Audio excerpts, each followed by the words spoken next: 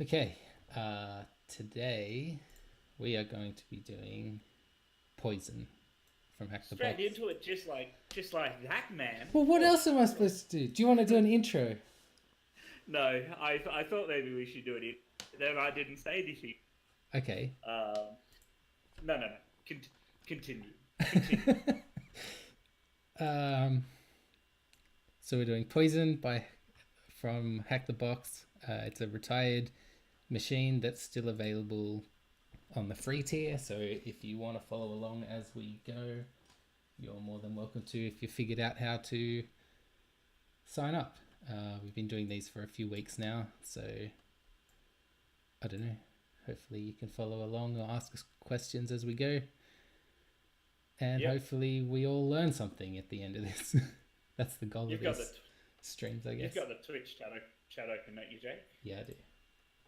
Cool. So do I, but I'm also have Jake's screen on my other computer. So unlike all the other times where I don't know what he's doing because I can't see his screen because I've got my thing open, I've actually got his screen in my line of sight. I can Nice. envision it. I can see what he's doing. I can scream at him when he's wrong. Yep. Um, so there's not much screaming. So anyway, Okay. let's get started. All Right. right. So we Let's start have it. 10, 10, 10, 84. All right. So we'll start So off as always with Nmap, SC for default scripts, dash SV so for enumerate versions. so the Uh, way I like to run Nmap is I run the history command and then I grep for Nmap and I look at the last Nmap command I ran and I just copy that. all right. But let me just fail at copying that. Um,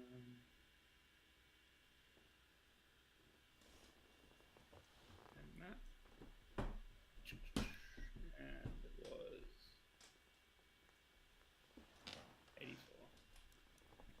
Yep. And now leave 8. What did you do then, man? What did I do where? Yeah, your map scan didn't finish. What did it? Service detection performed. Oh, my bad. Okay, so there's only port 22. Which I don't think's right. Let's change. Let's add a dash p dash for all ports, but interesting. I wonder why it's done. Mine's returned to SSH only. I'll see what yours comes back with because yeah, that's what Mine it's. comes back with 80 All right, and hang on. 22. You might need to I reboot your box. I might reboot it, which means I'm going to have to. So the way the particular platform we're using works uh, is so Jake and I are on different clusters. I think that's what it is. It's like a cluster of a few Yeah, servers yeah, running a whole bunch of these VMs. And Jake and I are on different clusters. However, they are shared. And so if someone else, in their efforts to compromise the box, uh, kills something, then um, uh, let me just turn off intersect.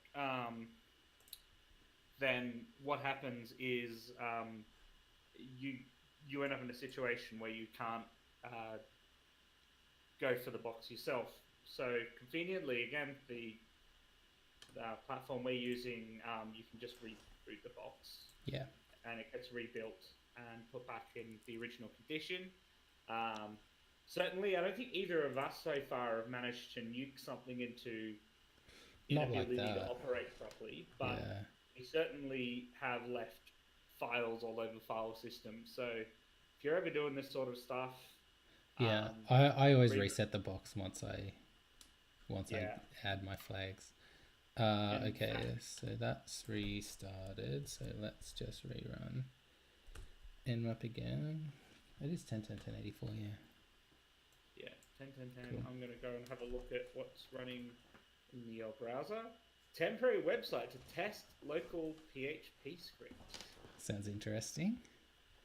So this, geez, like, I mean, this is all contrived, right? Yes, But definitely. and I've said I've said I'm going to swear less because we have on average 13 viewers a stream, so look at us, Mister Tons of Streamers. So I'm not going to swear because that might annoy people. It might not. You might be one of the people who don't mind it, but just in case, I'll figure I'll rein it in. But if I saw this in the real world, this would be the sort of thing that would have me swearing. So they just give you the ini.php, which is like, I think, just meant to be like, what are all the PHP variables? Yes, it looks like that's what it is. Yeah. Oops. I already might have found something a bit suspect when I accidentally typoed an extra character in. Failed to open file. Yeah. So, just this doesn't always work, as we found out before. There was some sensible sanitization. Just enough of those to be safe. etc password. Enough to be safe. Oh, drat. That worked. Okay. Okay. So we have read-only access to anything the web service can access. We instantly already do. Yes.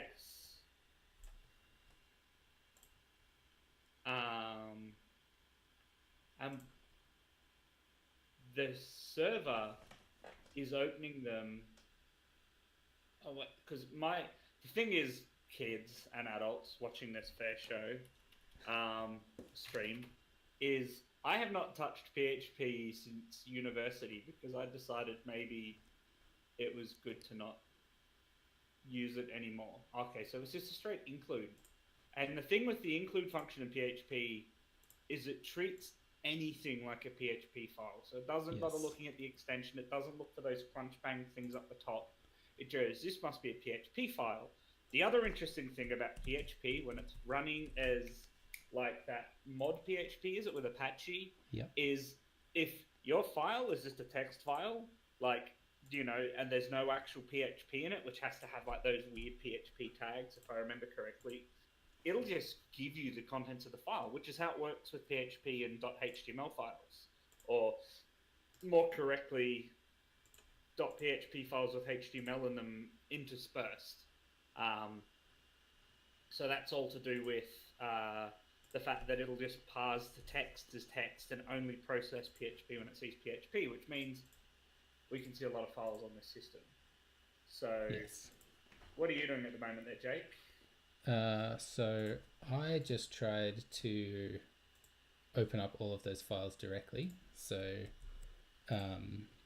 /ini.php, which lists out what looks like all of the php.ini files, config variables. We've got info.php, which gives info about the box. It looks like it's probably calling like a uname -a or something. We're running FreeBSD. I'm noticing the root at thing, or was that just who compiled it? I think that's probably just who. Yeah. Oh, that's it, yeah. No, so I thought that I just saw the root at, but yeah, that host name is probably not the host name, so it's probably something completely different. Then we have one called list files, which looks like it does a ls of backup.txt. the directory, and one happens to be password backup.txt, and then we've got a standard PHP info page. I'm looking at that password backup text file. Okay. This password is secure. It's encoded at least 13 times. What could go wrong, really? Okay. Now, Oh, Yep. so you're looking at the PHP info? Cool. We'll Yeah, go no, with, that's fine. go You with your can. thing. Are you on mine one now? Yeah, I'm on yours. So I opened this password backup.txt file, and as you can see, simple way to tell if something's base 64. This should be base 64. Is the equal sign at the now I'm like second guessing myself. That should be base 64. But the equal sign at the end normally indicates base 64. It's padding to get the number of bytes equal. So if I do a lazy, I'll just have to turn off the proxy thing so it doesn't freak out. Actually, no, I will do this properly. I will do this properly. Okay. Base 64, and then it's D, and it was like echo something like this. Oh man, this is what happens, right? Is I control. It's home to get to the isn't it? Yes. I control V, and then that Okay. doesn't do anything. So I control Shift V, and then it does garbage. No, okay, that's not base 64. It is, but it's full of spaces and stuff from copy pasting. Oh, curse you! I think it's every time. See how the browser it creates a new line. I think it puts a space there. I don't know. I've forgotten how to remove spaces. The Google search of shame. The Google search of shame.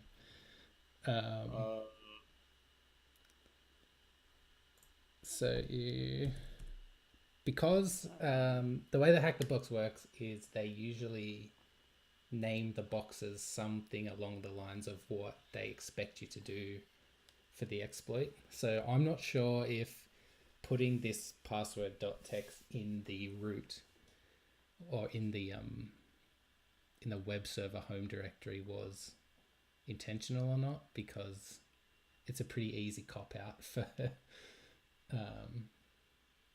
how's it going? Oh yeah, okay. It's a pretty easy cop out for getting the next stage. I think what they mean when they say that it's a poison is a Apache log poisoning. So we've got, like you were saying before, we've got a local file inclusion, so we can type any file we want into the script name input box, and it'll display it in the browser. And like you said, with the way that PHP works, is anything that we put in any file, it will try to interpret that as PHP code. So if we find a way to inject PHP code into, say, the Apache access log, when we try and browse or do our local file include on that Apache log, it will execute that PHP code. Yeah. So I guess we can start off by doing it the easy way, which is hopefully what you're doing at the moment. And then from there, I guess we can explore doing it a more advanced and probably more likely way of getting a reverse shell or access to the box if the dev or someone was not dumb enough to just leave a password file lying around. So I'm just having a quick. Yeah, this is just setting example.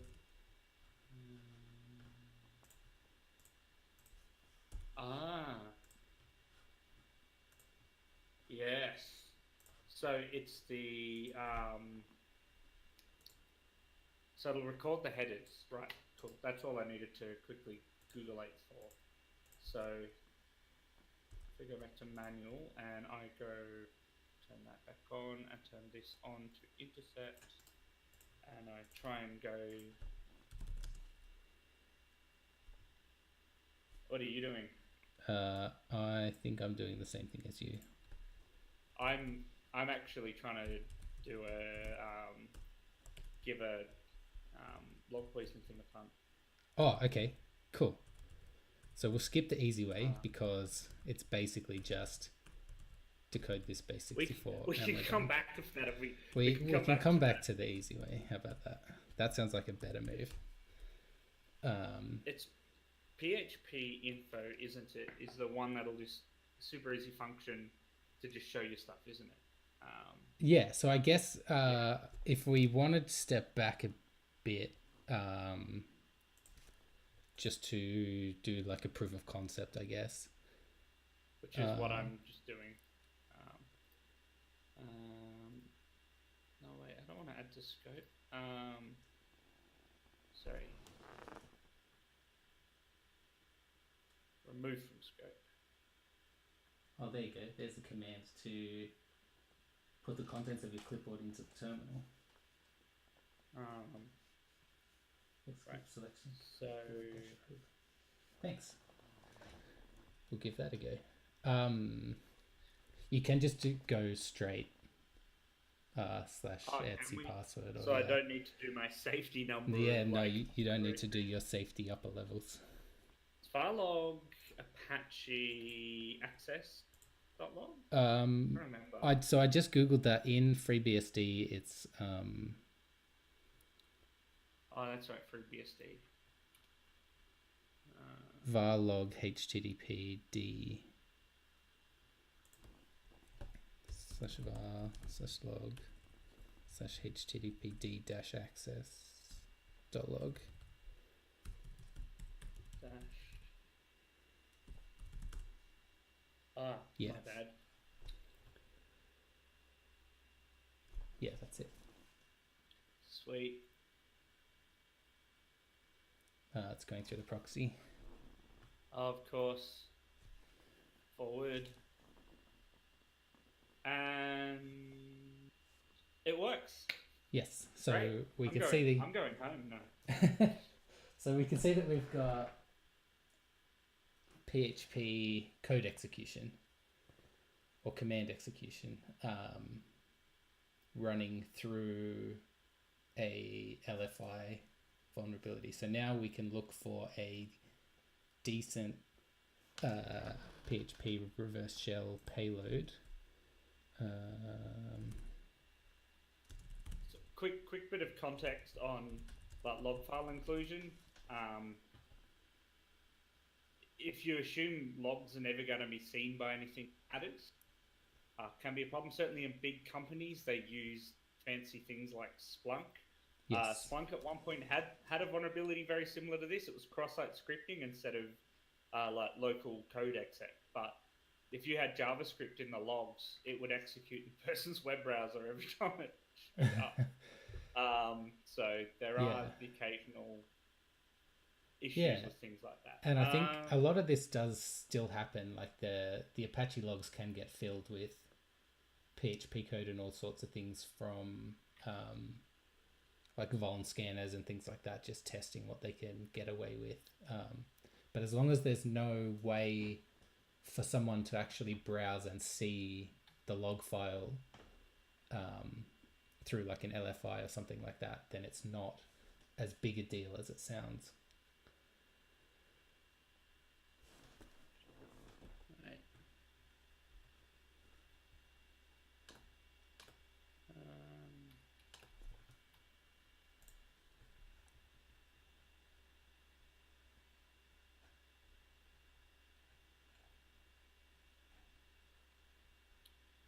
Okay.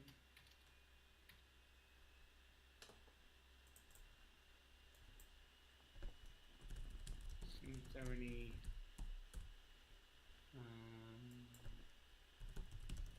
not bad. Can't use freaking the shell properly.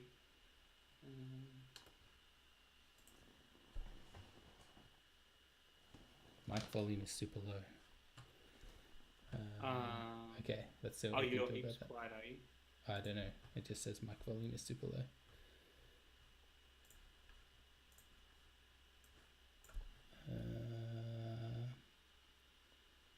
Let's up them both.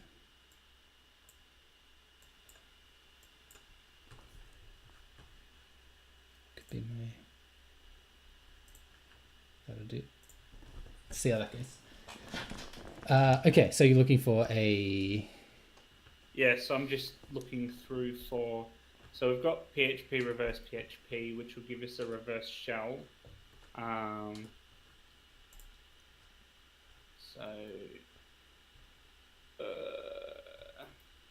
I mean, it wouldn't be that hard to just write one, really. It's well, like so literally... the way that, the way we kind of do, the way that I've done this in the past. I'm gonna do it from scratch. Okay. Let me turn off proxying for a moment. Okay. So we essentially want to spawn a process. Yeah, so there's a PHP command injection payload, if you like, which I'm just trying to figure out where I've put it on my local machine. It's not in there. It must be in Privesk.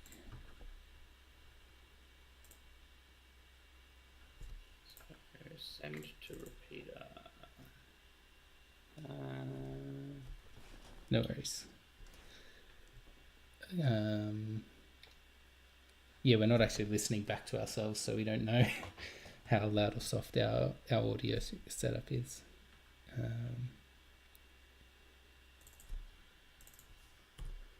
It's definitely not in there. Okay.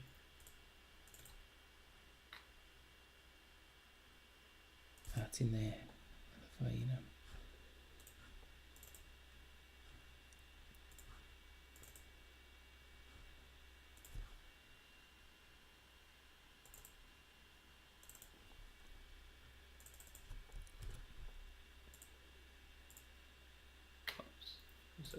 Export shells. All right. So while you look into that,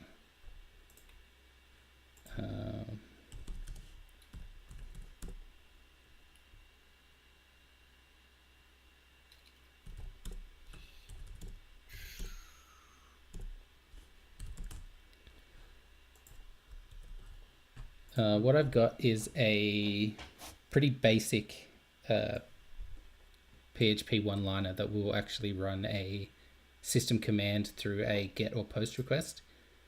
So if I go into, say, burp, which is intercepting stuff I don't want it to.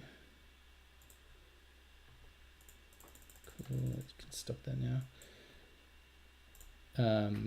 If I inject into my user agent the same way that we did to poison the log in the first place, what will happen now? So run that. Yeah, that's fine. If I go into my browser, just screwing up, and go into here, and if I refresh my access log, it should. Yeah, that's fine. So now if I add a get parameter of cmd and tell it to run, say, an ls command,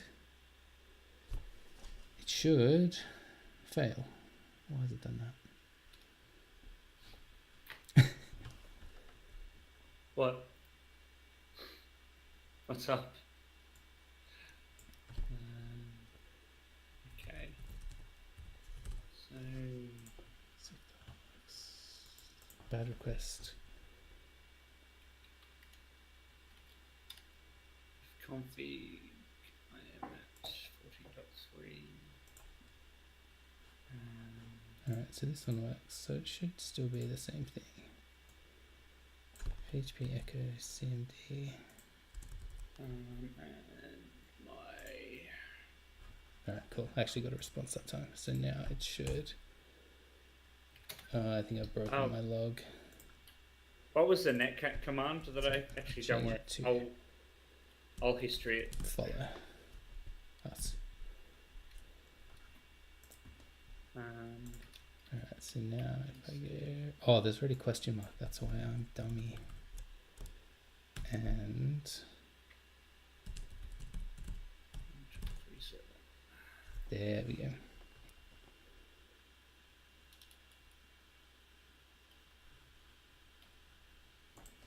Okay. Go. That gets chucked in there. All right, it's not very clean, but it is actually showing us. Let's see if I can do something nicer like cat.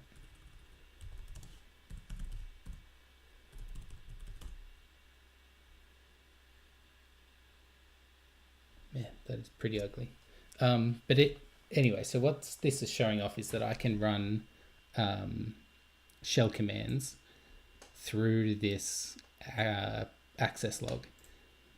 And if I do a who am I can see who we're running as. It will be in here somewhere. It should be.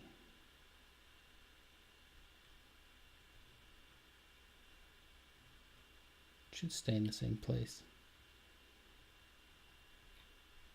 Oh, there. www. But in theory, I could use this to say, wget a netcat session, or look at. It's basically like having a reverse shell, but it's non-interactive, which we have covered in the previous video as well. How's yours going? I think I've broken my log. I'm going to keep getting this error from here on out. I might need to restart that. So I just went for it and chucked in reverse shell. Yep. However, it didn't like it. Didn't like it.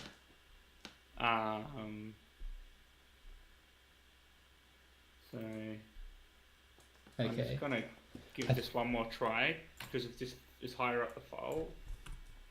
No, I need to restart the box, which is fine. I just need to wait for it to reset. Yeah.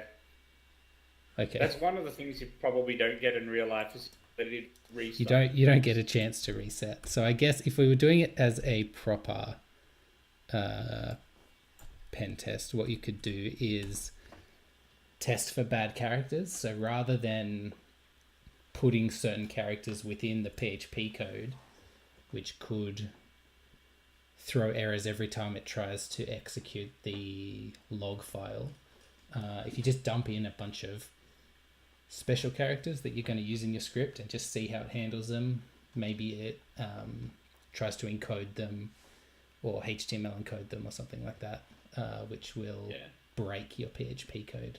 So it's possible that something like that is happening, which we can also test.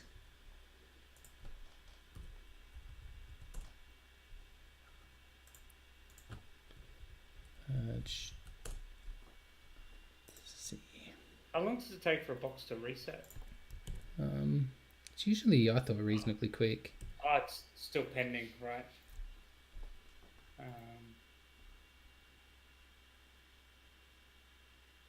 Yeah, I have to wait for a bit.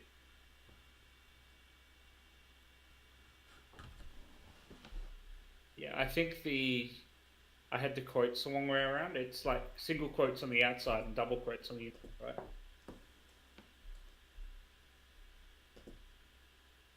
Yeah, I think it's that way around. In PHP, possibly. Yeah. It could also be encoding either the quotes or the greater thans, because they are, like, they can be URL encoded. Error I was getting. It looks like the T constant in caps string, expecting to identify T string. Yeah. Yeah, it looks like it's probably something to do with that.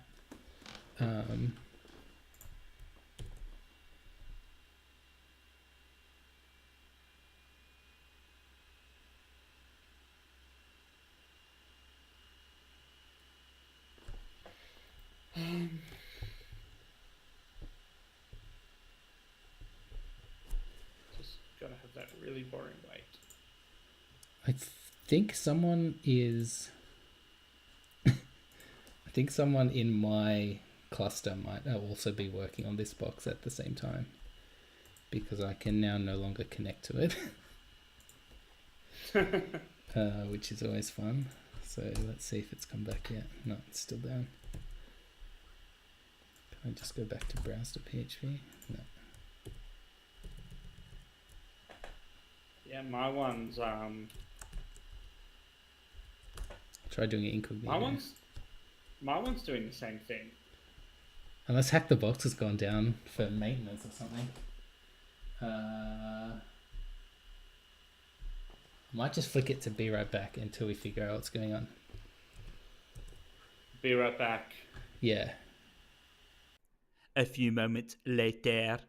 Okay, we're back. It looks like we had to both reset our VPNs because something weird happened. Yes, so many apologies for great adventures in stuff not working land. Yes. I'm going to brave this string instead. Okay, and then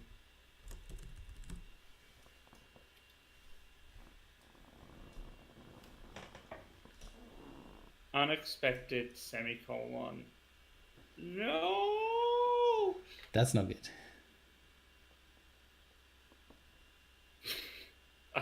I broke it. You broke it. Alright. Yep. Alright. Unexpected semicolon.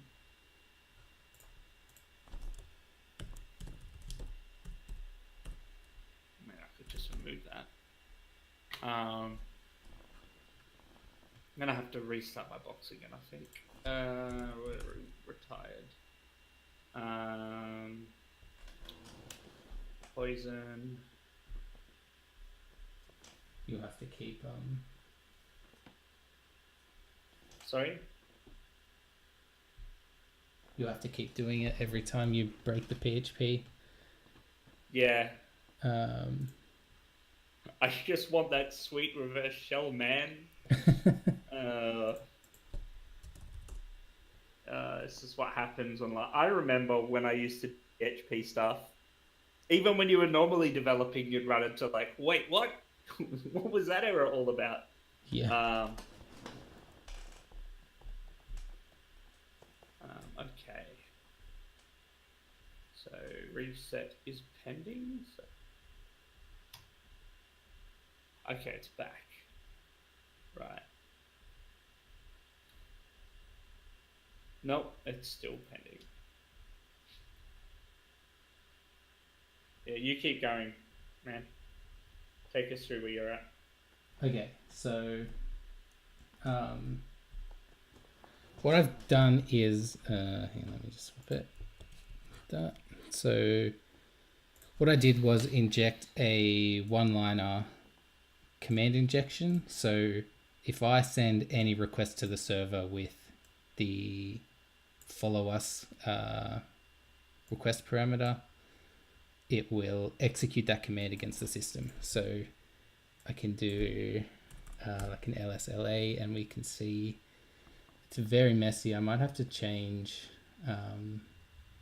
so it doesn't use the browser. I think if we do it through say curl, maybe. Is that cleaner? There we go, that's much better. All right, so rather than use the browser for this, we're going to run curl.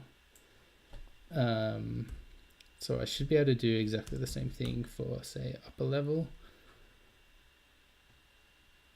And we get access to the pwd backup.txt, but we're not in a full reverse shell. So let's see if we can run this with oh, I might have to URL encode it every time.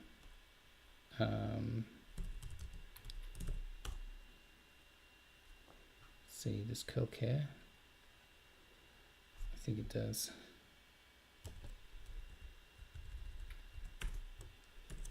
That's %20.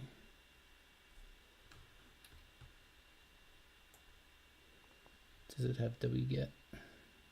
Doesn't look like it.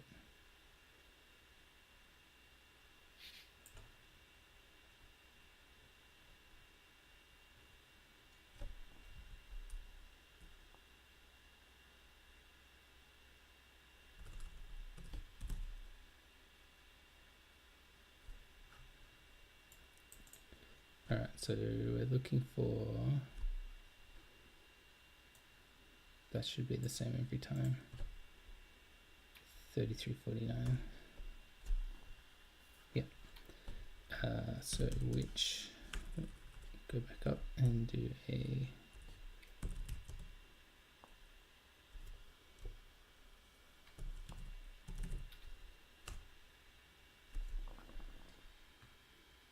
$349 is this one, and it didn't return anything, so that means it probably doesn't have wget on there.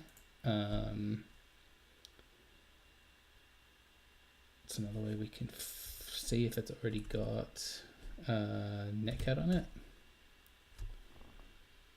And we look for our please follow, and it does have netcat on there already. So that means we can run user bin netcat. I'll just also run a if config on ton 0, I'm 10.10.14.15, and c-n LVP is to listen verbosely on port. We'll do 1337 because we are super lead at this. Then instead of all of this stuff, I will add user bin netcat %20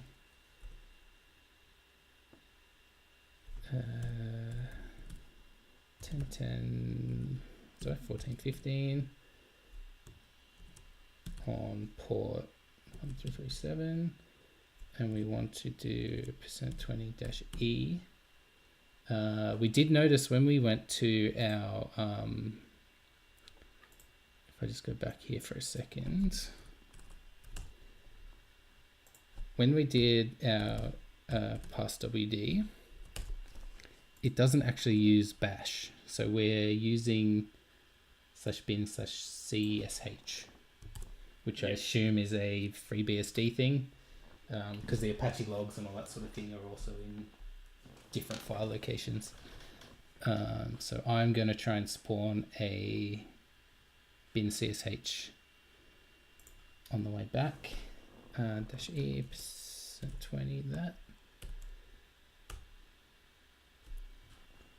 And if we're listening on here, did that work? Doesn't look like it did.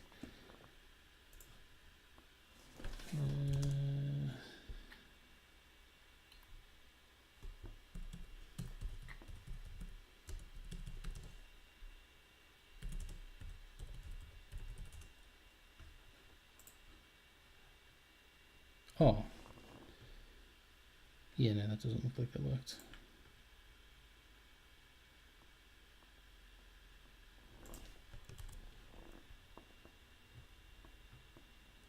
Are you looking at different reverse shells? There might be a specific command we have to run for a FreeBSD reverse shell. So I'll just look that up.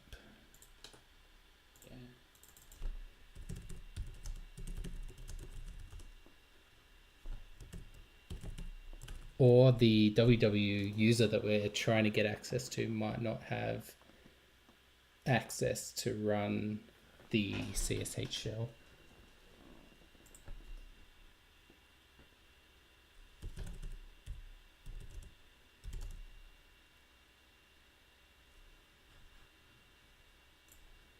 What I can do is run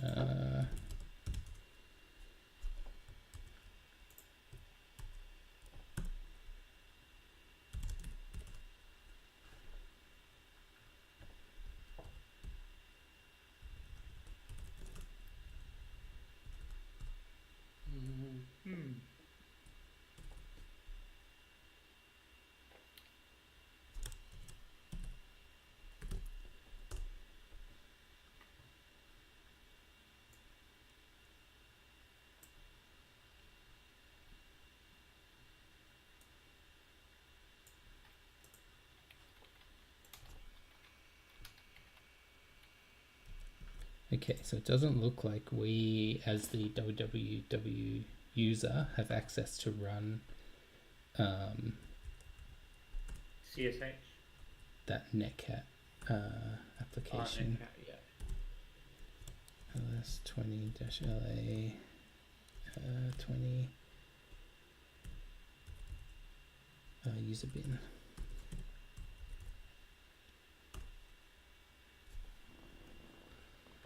So what does it see? Yeah, it's possible that we don't have permissions to do that, so that's not going to work.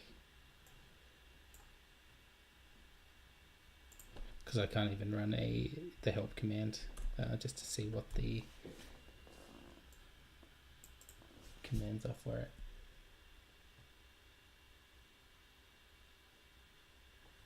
Maybe we do have to go straight through the what I thought was the easy way.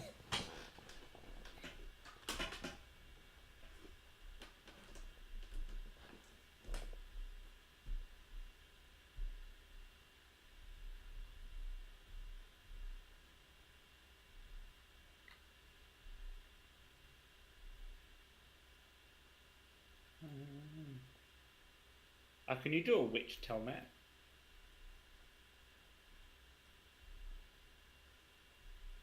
Jake, you there? You went quiet for a second.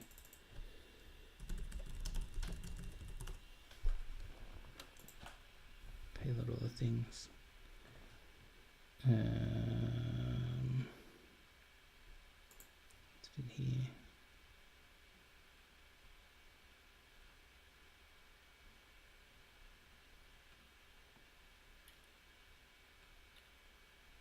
A file by a log file.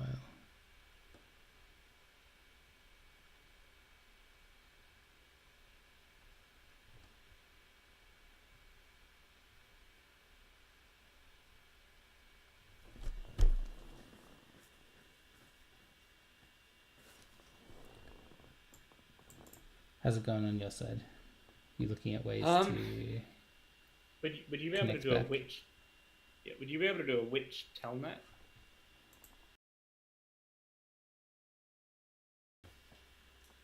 You had me like freaking out there for a second, and then I unmuted.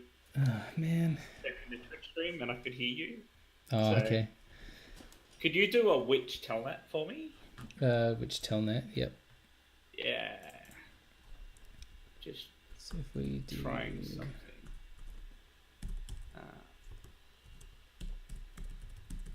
Very handily. This is a command that involves no funny characters.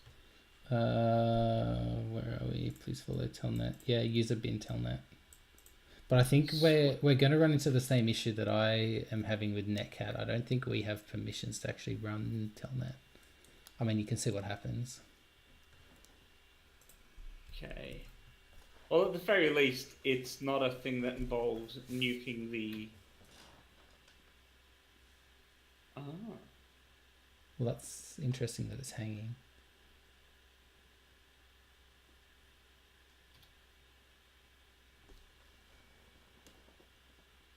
Okay, no, that might not be working. Because in theory, this... Oh, it worked! Oh, it did work? And then it died. So that's just the PHP request timing out, I guess. Oh, okay. Yeah. So I might need to pipe everything to... Oh, I might need to do like a no-hub. So no-hub. And then pipe everything to dev null.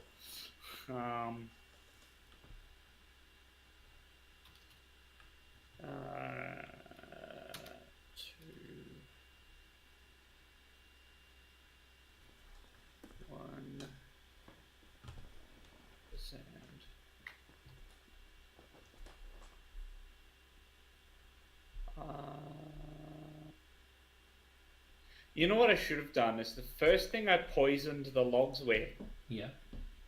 should have been your thing, so I could just run rm the log file.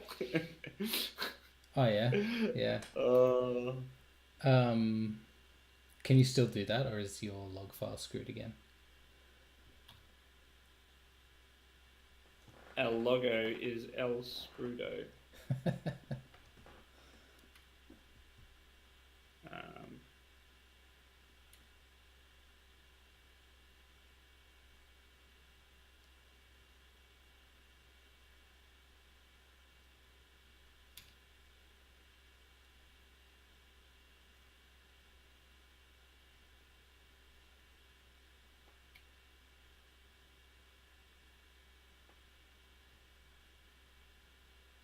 Interesting. So I keep getting that connect to from unknown. The file's still going. Interesting.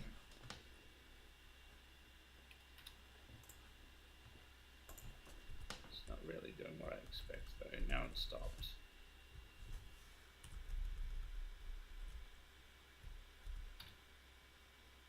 Yeah, I've bulked it again.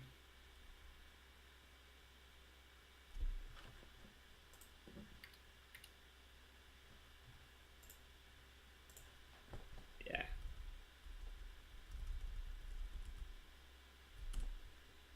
Yeah, I've broked it. So what did you said to run telnet, right? Yeah, so so that restarted quick. Oh no, it didn't. That's just giving me the actual log file. The one that I bought. So Telnet's just like a TCP client, really. So you can use it to route arbitrary input. The challenge there is PHP runs the process, and then the runtime times out because there's no exit out of that process. So my final attempt is to pipe all of the apps, so NoHub effectively removes the, so what happens is whatever process you run or whatever binary you run will be disconnected from the current kind of standard in standard. Actually, no, it's just effectively backgrounds the process, but it still pipes stuff to the standard output. Okay. And then the rest of that stuff just pipes all of the output to dev null, so that the process just runs. Okay, because I can try running a similar thing. Which actually dev null isn't what we wanted. We don't need the out. I think we just need the. Yeah, we just need have to the %20 that. bit right pipe in the output elsewhere.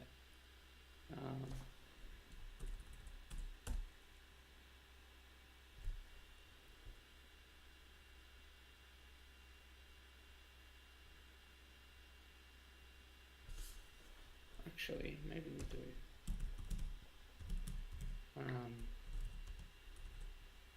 Oops. Wait. Let's just try the old safe 443. Come watch two noobs try and do stuff. Yeah, it's because we chose the hard route. Yeah.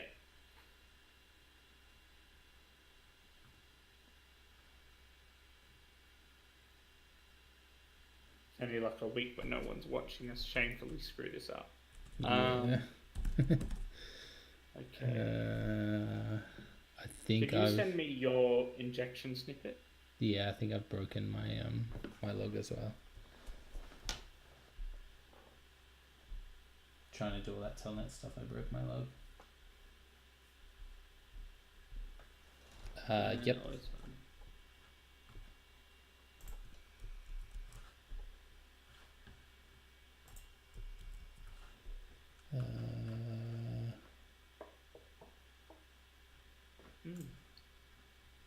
Not easily. So let's cat that. Actually, just show it to me. I'll type it. It's not that long. Yeah.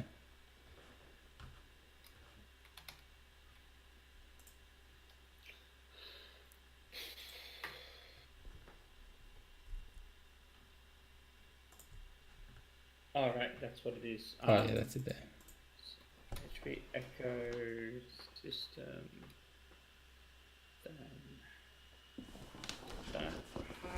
Good old request.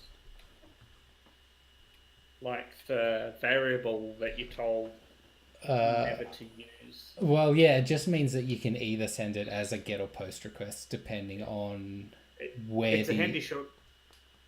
Yeah. It's a handy shortcut to get every single request parameter. So whether it's a query parameter or a body. Yeah, exactly. Yeah. Like a form request.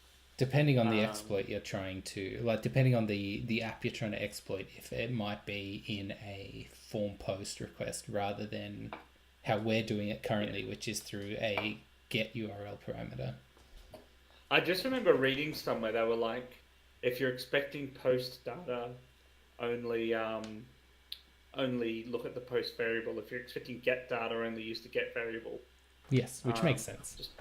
Just because there's some ambiguity if someone knows that and sticks the wrong thing in the body or something. Yeah, something definitely. Like that. Geez, everyone's just waiting for us to. It's fixed now. Cool. Right. So I am going to.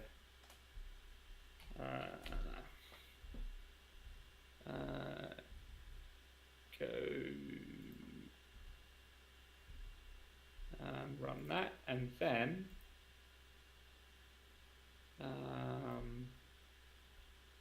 do like a suck equals ls.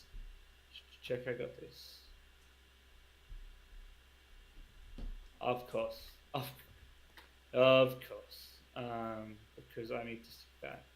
I used the wrong. Yeah. Used the wrong thing. That's how much I suck, guys. Yeah. That's how much I suck. And that worked. Okay. So yeah, I found running it through curl in the terminal. It actually displays all the new lines and stuff properly, so it's not screwed through browser encoding crap.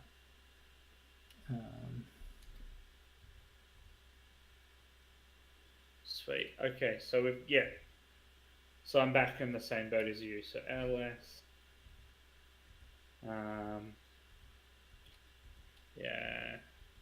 We're running as www. This is going to get tedious.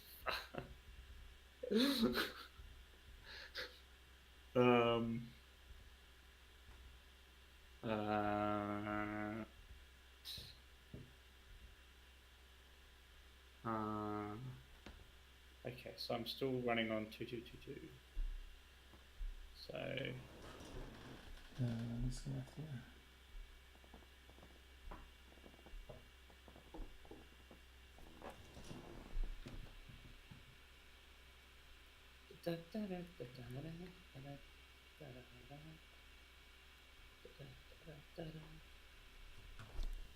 I wonder.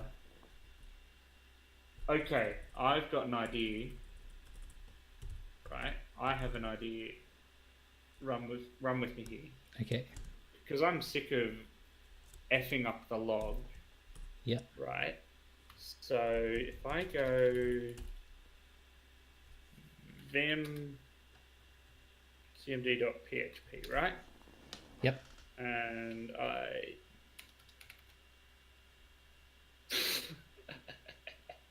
actually I can just go dd. My vim foo is slowly getting better.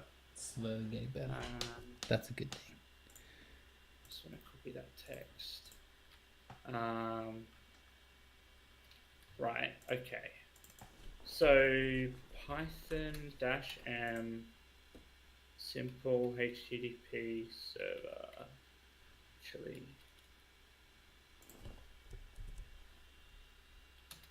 run that on 8080, and then they'll tell me that doesn't work because I've screwed up. Well, 8080 is the proxy server. Yes, 8081 though. 8081 shouldn't be. Oh, okay. So then, in my curl, so curl was on the box, wasn't it? I don't think I checked curl. I checked wget was on there, I think. No, yeah, no, I think curl was as well.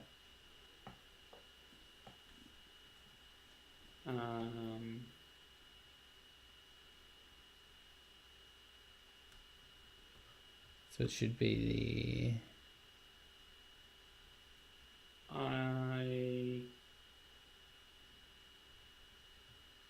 no, it might not be. If it's nothing's showing up in the log. Yeah. You're saying wget wasn't there either? I don't think so, no.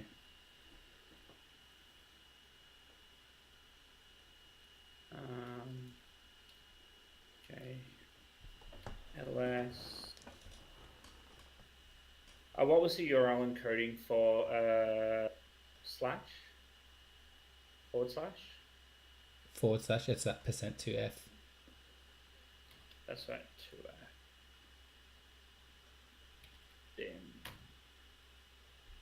Okay, so there's also user bin. yeah. Okay, so it's got bin sh. So there's sh and dsh. Which maybe why the other one didn't work because bash doesn't exist on this thing. Yeah. Send to bin.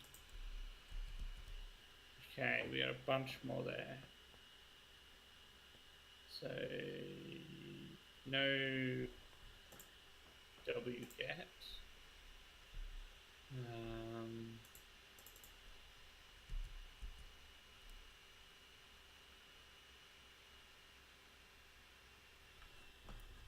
And then I want to see if there's curl. No curl.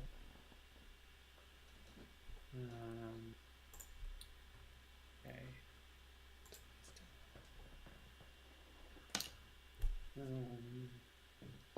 That doesn't leave us much, does it? No. I think maybe we do have to just use that file that's there. Maybe the poison's for something else. I didn't think it was. No.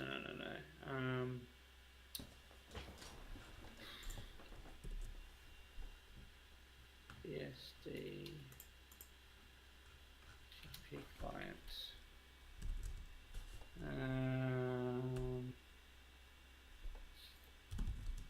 Fetch.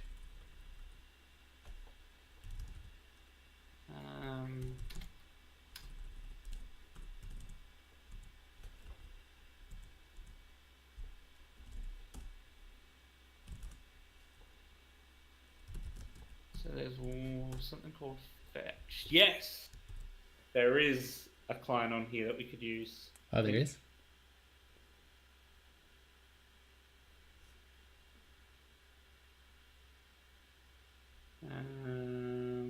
Okay, so fetch will... Let's see. Fetch command.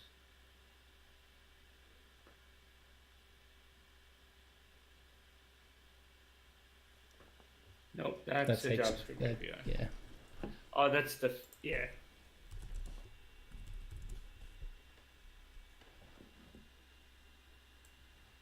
Retrieve a file by URL. So give me an example.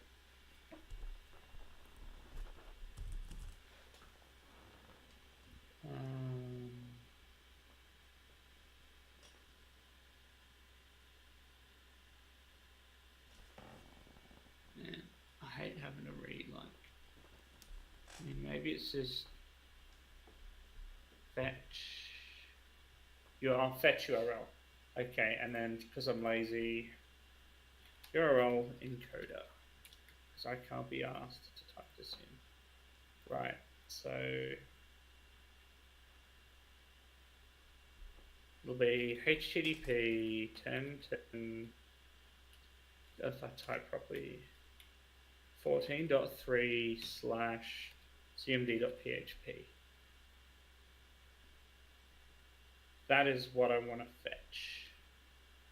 So then it should be fetch. Oh no, crap! What am I doing? Are you watching me now? Yeah. Okay. Fetch, and then 20, and then that.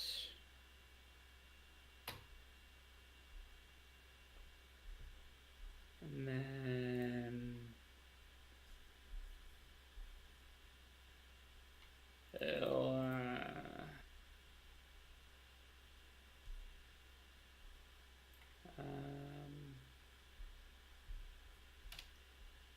then file equals cmd.php.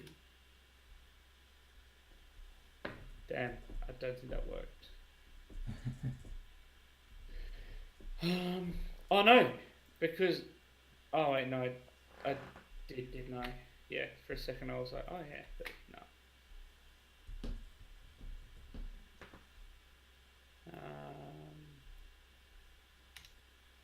Yeah.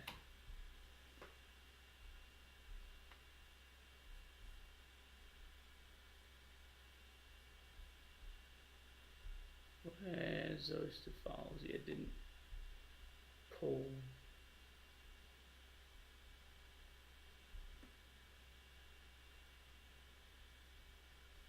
What I hoped it would.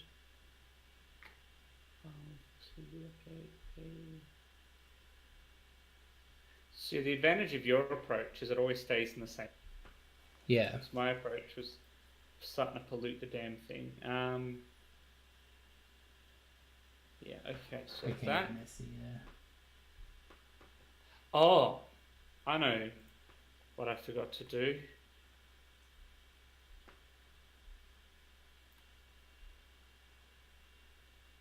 80, 81.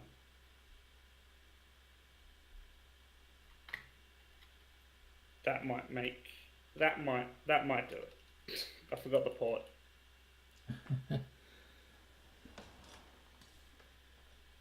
Okay. So now if I do an ls,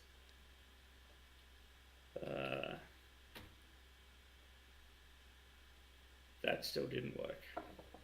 Did you do 8080 or 8081? 8081. Okay. Oh yeah. It tried to get it. It worked. It did get it. It just didn't download it to. It'll download it to the log directory. So when you did an ls, that's an ls on the web root, not the. Okay then. Because the code is executing in the log directory. So I should then be able to go and just get rid of all this and just go cd.php and then we I suck equal ls.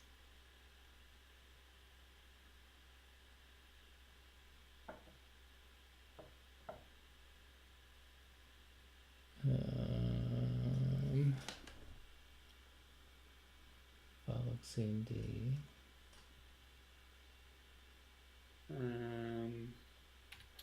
It was httpd access.log, wasn't it? It was in varlog. Varlog http access.log.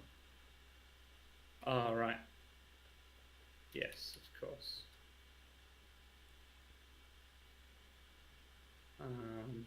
Yeah, see, that cannot execute blank command error. That's what I was getting again. Where was that? Up a bit. like at the top of your console terminal. Yeah, that's just because I'm not setting the query parameter. Oh, okay. Do it here. It still works. Which means, because this thing's less fussy, ls var log.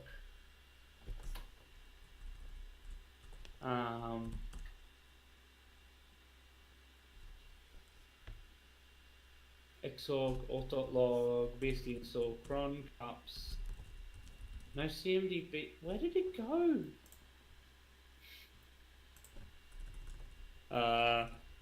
Find name cmd.php. That might shit itself though. I'm probably doing too much there.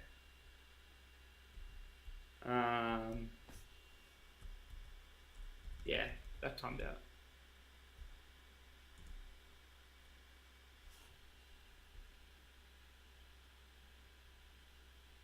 Unless there's something I'm missing in the bsd fetch place in directory.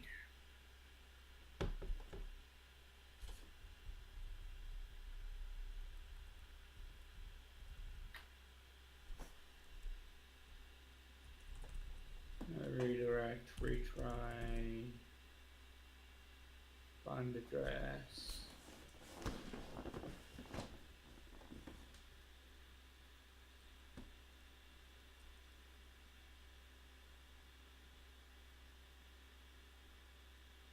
F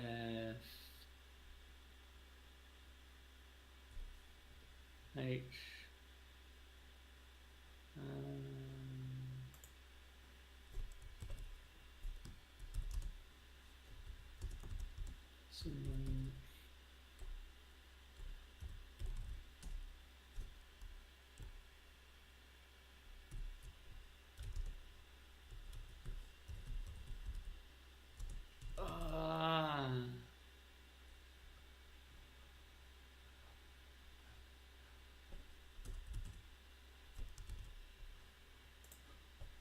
I think I'm getting there.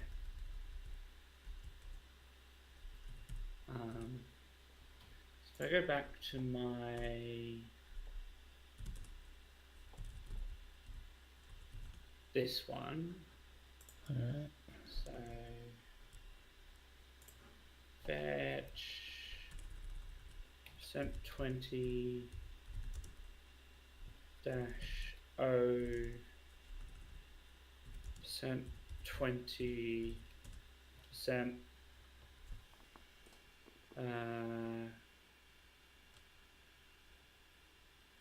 2F. Do you know what the path of the script is?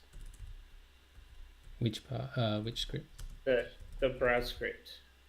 I can find out.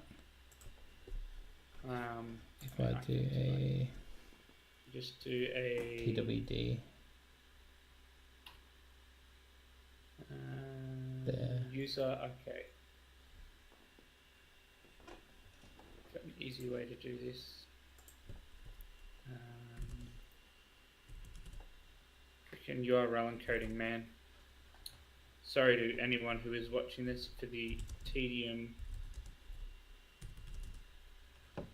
that is this. Yeah. Okay, so that is now going to be output into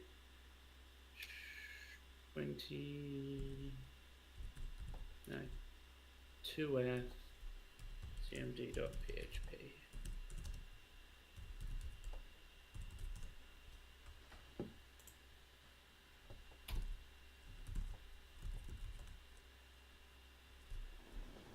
Okay, I got a second access. Right. So now, man, if this doesn't work, I'll be devoed.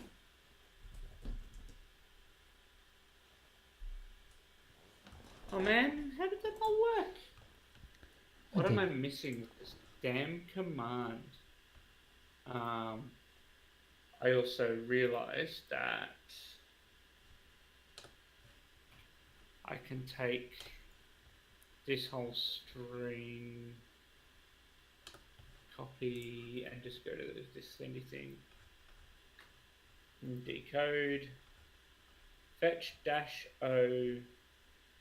Use the local www Apache 24 data cmd.php.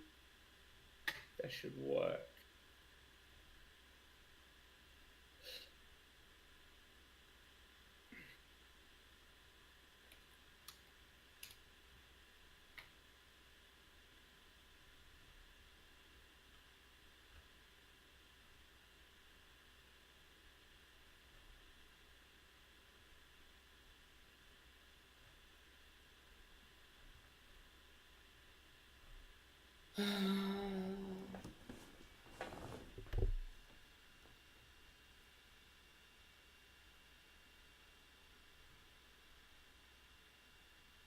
Let's see, fetch.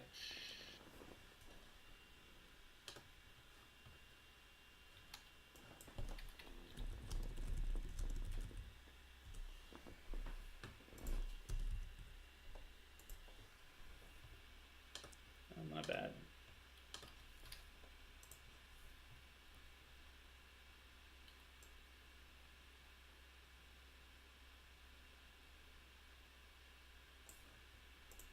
Yeah, so it doesn't have wget, does it? So you're basically trying to upload a file to the server that Pull a file onto the server. pull a file onto it, yeah. Yeah, damn, why am I just reading fetch again? I was just reading this.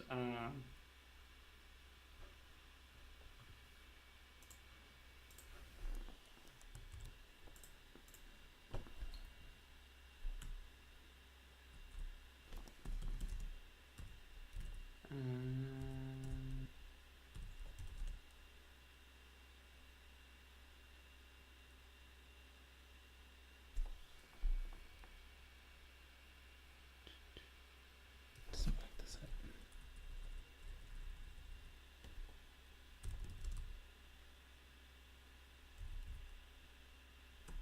Oh. Okay, where I might have gone wrong. Don't need to specify the cmd.php. Okay. So at a third hit.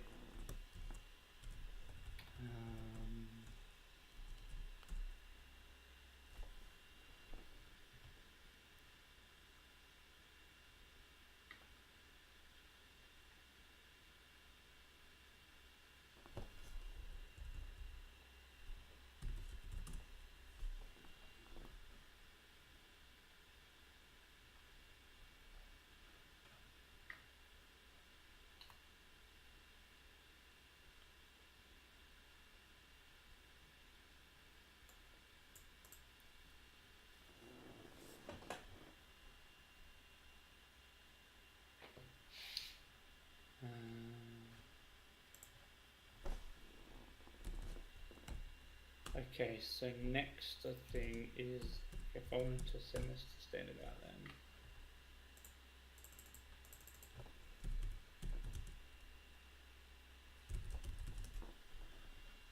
The results will be directed to the standard output. File argument is a directory. Okay, fine.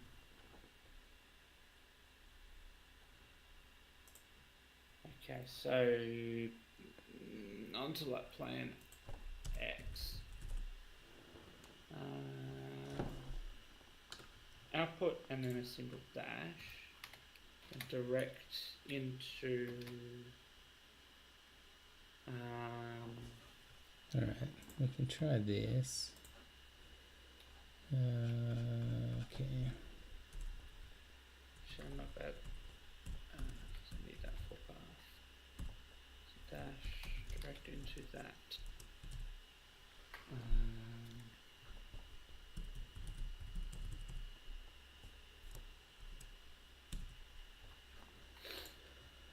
Okay.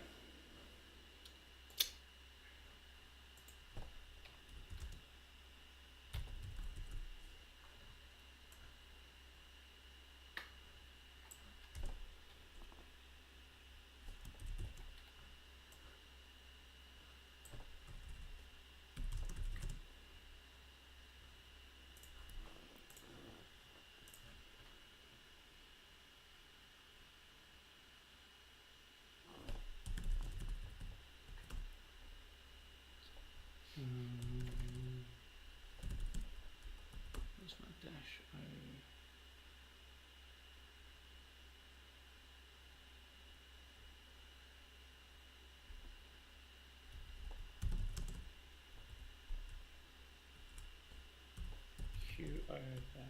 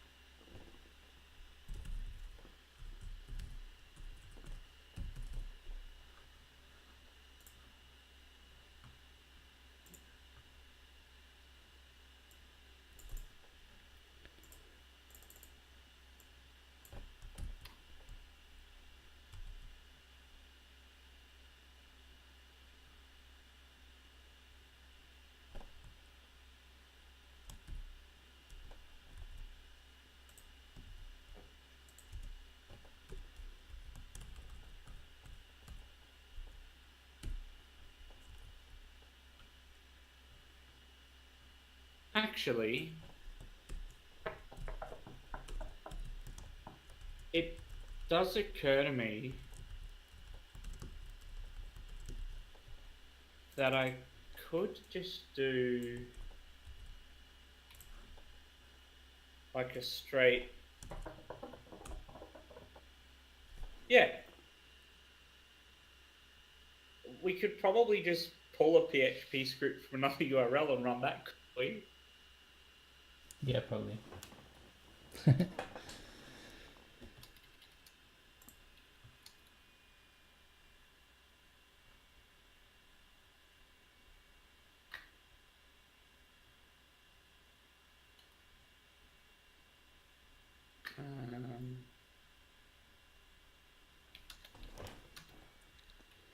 that doesn't...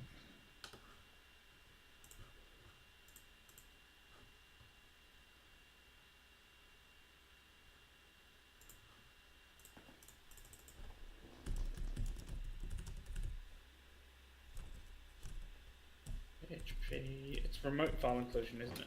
Yeah.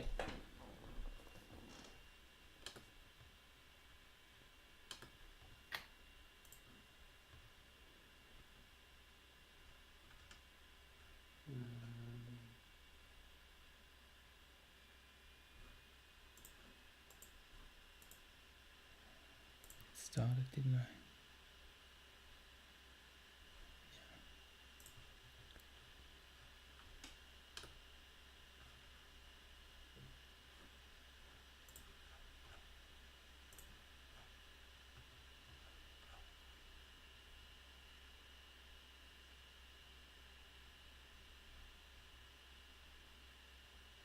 Okay.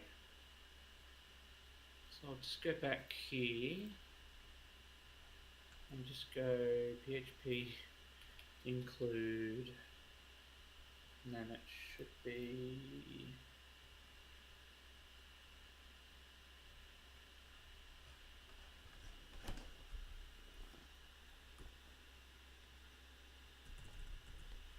just a file URL.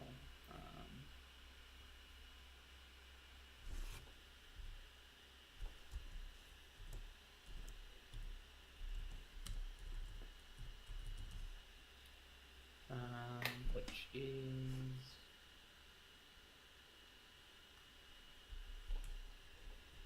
decode, just this.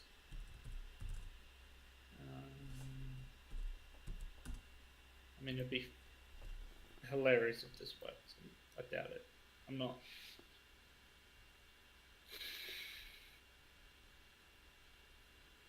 Okay, so now if I go and edit my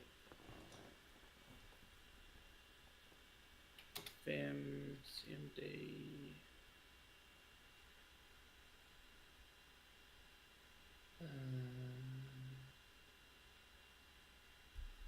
PHP, I just go echo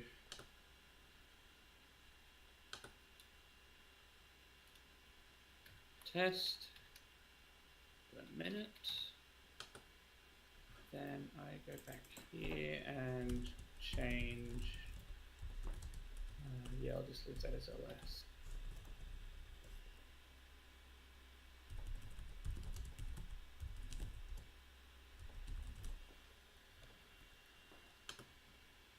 Really?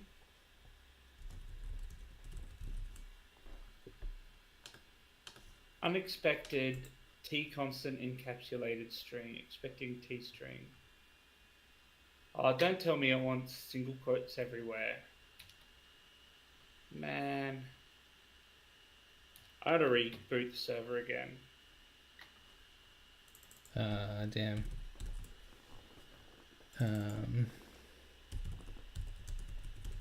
So did fetch work or not? I couldn't get it to give me the.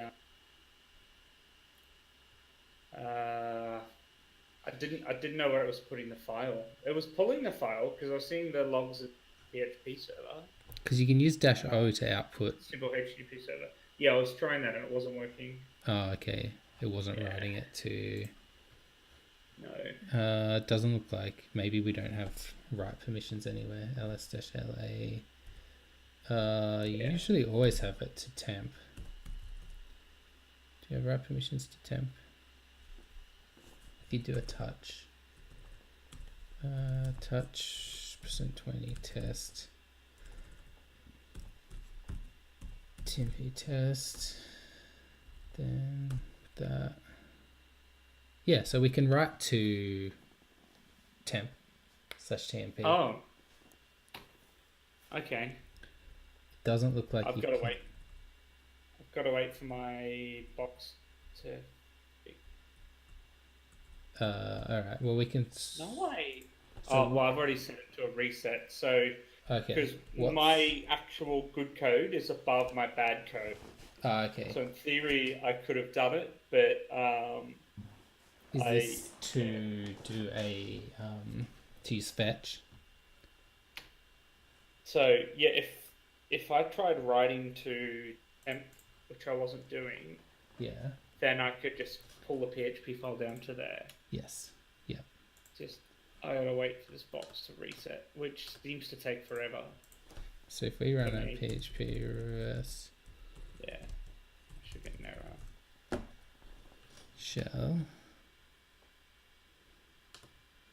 One of these has to be decent. Yeah, I tried that. That was what kept screwing up my Not that one. Bloody Google. This one. Yeah, these are all reverse shells where you're not trying to do poisoning, but you're actually able to get a script on the set. Oh, you're doing a reverse shell. Yeah, so if I take. Yeah, but. Say I take this. Because I dumped one in cmd.php once I get that working. Oh, yeah, that's the wrong. Why am I in this folder? My box is now being restarted, which is good. So if I nano to shell.php, dump that in, go all the way up to the top, except for, let's just get rid of all this crap that we don't need, and that will be 10, 10, 14, 15. I'll run it on 4. What are you doing on 1, 3, 3, 7? That'll do. Do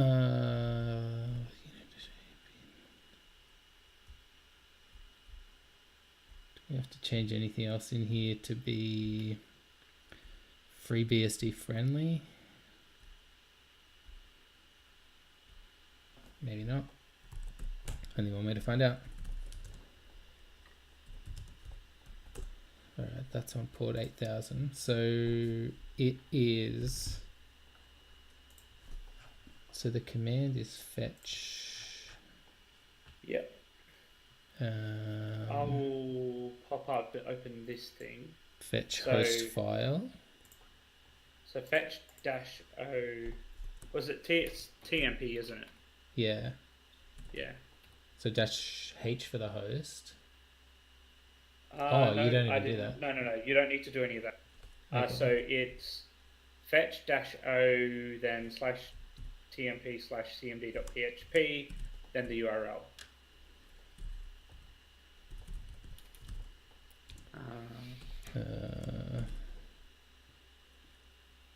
Okay, my URL, HTTP. Yeah.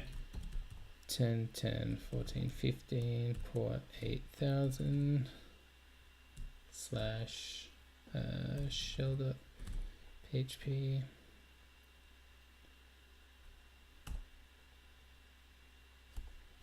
And okay, so that hit it. So now if I do an ls again on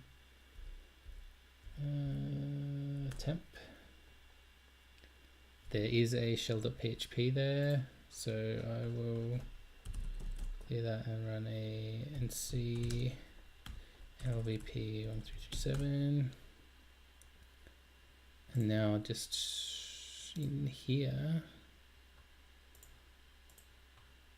I should be able to just curl straight to tmp/lvp.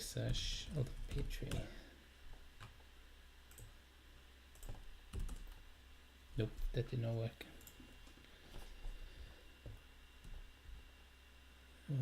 Is it still there? It's still there.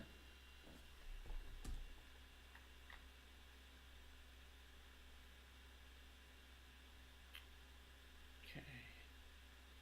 Oh, it's because that's trying to run it as a thing. So the actual file I should be including is not the access log anymore. Yeah, I got it working. I should be including the. It's working for me now. PHP. So I just need to go and edit. Yeah, there we go. So now we've got a reverse shell working. So I suppose the learning there is pretty quickly pivoting that into like a format where we can play around with PHP in the file without breaking it. Yeah. So yeah. You only do it once and do it right, and you find a way to pull files over. Because I was about to start trying to get PHP remote file inclusion working. So you got your reverse shell working? Yeah, so now I've got a reverse shell. There's no Python there or anything like that, so we can't turn the shell into a more interactive shell, but we can at least read that that password file, which we were kind of pretending didn't exist in the web root. We were, I guess, the reason we were doing all of this was to prove that we can get a reverse shell without using a credential file just stored on the web root, which is pretty unlikely to happen. But it is likely to store passwords and things like that in config files or other files that exist outside of the web root. Yeah, so now that we've got access to that, we can head into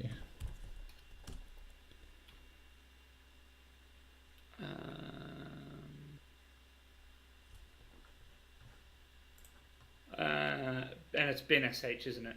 Yeah. Yeah, I didn't change anything in there. Sweet. I think we're running the same script, aren't we? Yeah, that looks like the same script I was running. Sweet. Bam. Yeah, cool. Yes. Cool. I'm glad that I semi-contributed.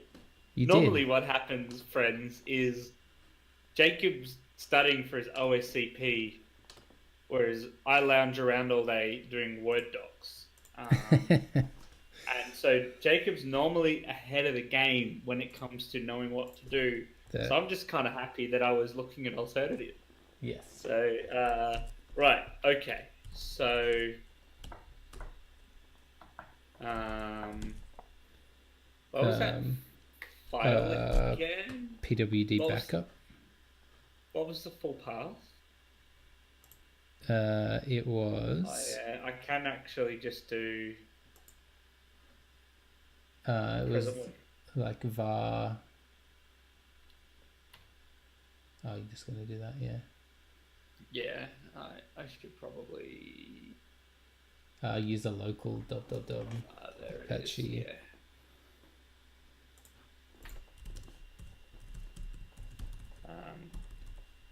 just realised pasting is not going to work. No.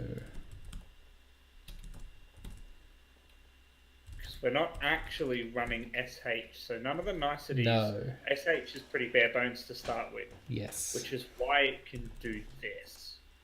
Alright, there we go. But it does. We're actually running netcat, and so netcat. Yeah. So if we control C, we're control C'ing out of netcat. We're killing a netcat session. Yeah. Yes.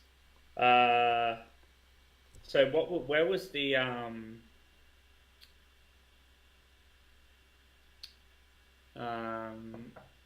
Okay, so it's going to be in user, isn't it? CD. Yeah.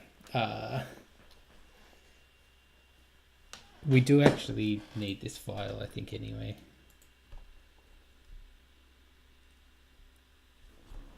Oh, we can't get into Charix. No, because if you do a who am I, we're actually www user. So we need to pivot into Charix and then pivot into root. Okay. There is a... Crap, what's it called?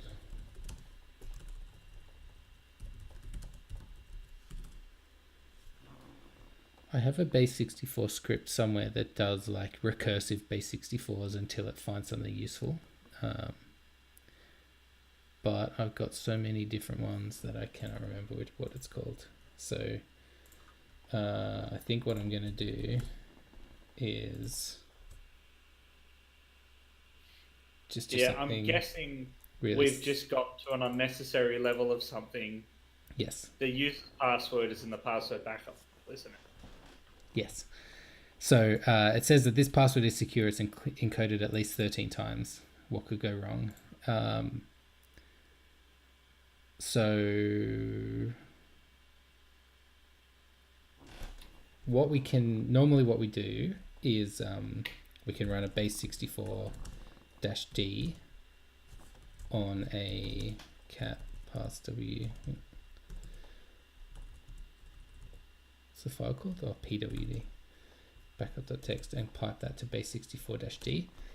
And what we get is another base64. So what we need to do is continually add base64-d's 12 times, which is a little bit annoying. So we can just copy paste it 12 times, or do like a really simple bash script, which will just echo the pipe base64-d 13 times because arrays start at 0. Yep. And then copy paste that. I wasn't the So we can cat pwd backup and then just paste all that in. And that it also wasn't the web browser messing up. No, I think it was that actually, that file. Yeah. Yeah. So yeah, we cleaned up all the spaces. And there's a rogue. I don't know what this. I keep getting a hash symbol at the end of all of my output. I don't know what that is, but I don't think it's part of the actual password. And so, yeah, part of our shell, we could see that in the, if we did an ls on /home, the user is Charix, so we can try using that password for SSH. SSH Charix at 10.10.10.84.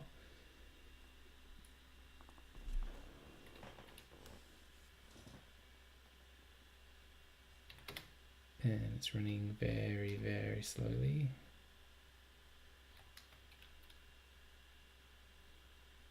Cool. That looks like it's working. Oh, and then we can ask into the password that we just got. And now we're at them. Yeah, so we probably could have created a shell script to try and just keep undoing all the base 64. So what's 12, right? 1, 2, 13. 3, 4, 5, 6, 7, 8, 9, 10, 11, 12, 13. Charics. Yeah, that's it. Bunch of stuff on the end. Yeah, see, yours did the hash at the end as well. So the hash isn't part of it. I don't know why that comes up. Yeah, it shows up as a highlighted cap. Yeah. You SSH'd in, did you? Yes. Yeah. Cool.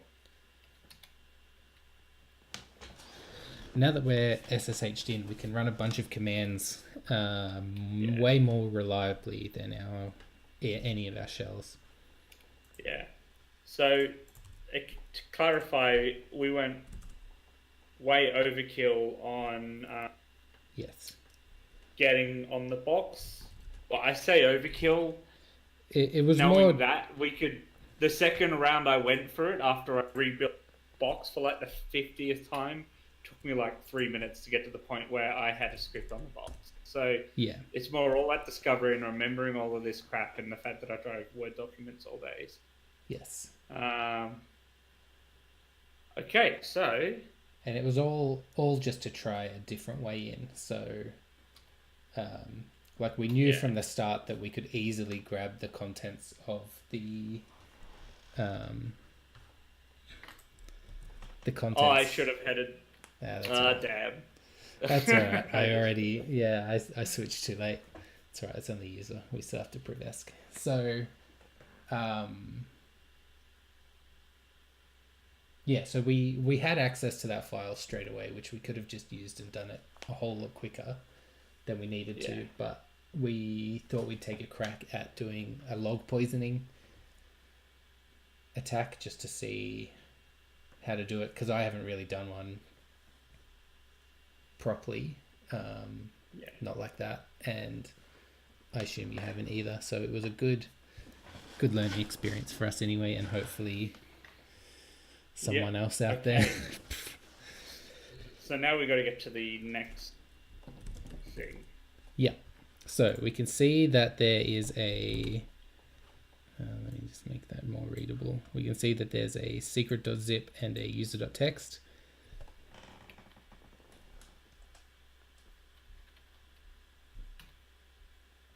Passphrase required for this entry. So,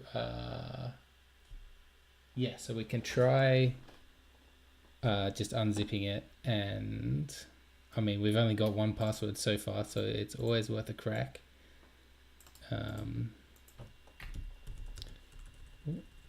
Unzip secret.zip, and do you have to specify the password in the command? In the command. Is it unzip dash P? Dash capital P. Capital P. Which is always a bad idea to dump a password in a command like this in plain text, because it means that it is included in your bash history.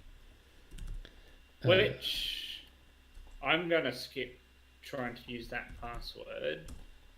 ls-a. I get event not found.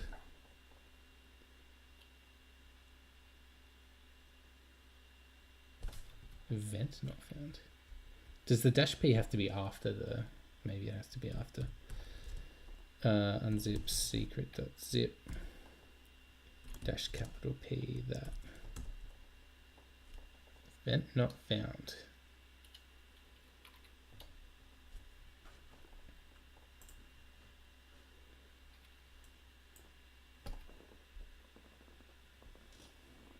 All right. So we've got SSH access, which means we've got access to SCP. So I should be able to just secure copy the file straight off, straight onto my local computer, which will be SCP Charix at 10.10.10.84, and then you do a colon for the file that you want to download back, and the directory that you want it to go in. I'll do home documents, the box, retired, poison, and I don't know why I'm not there in the first place.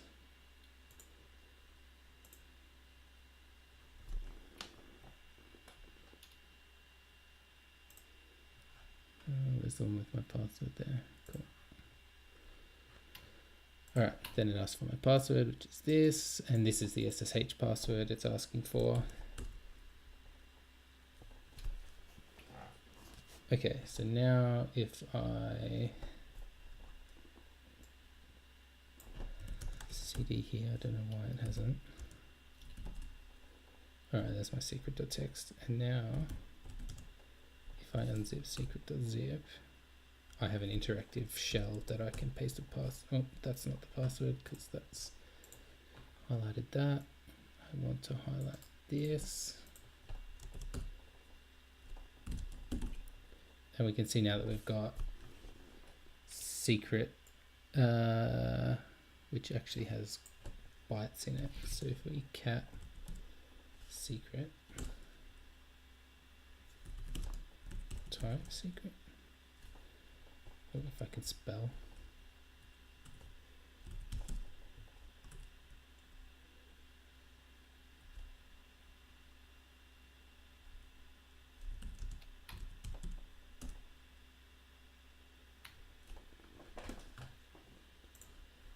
Okay, so this file is seemingly useless at the moment.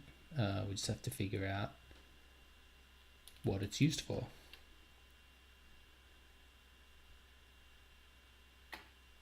Yep. So that's all right. I'll just wait till we're all caught up. Yeah. I've got secret.zip. I'm going to do this the lazy way.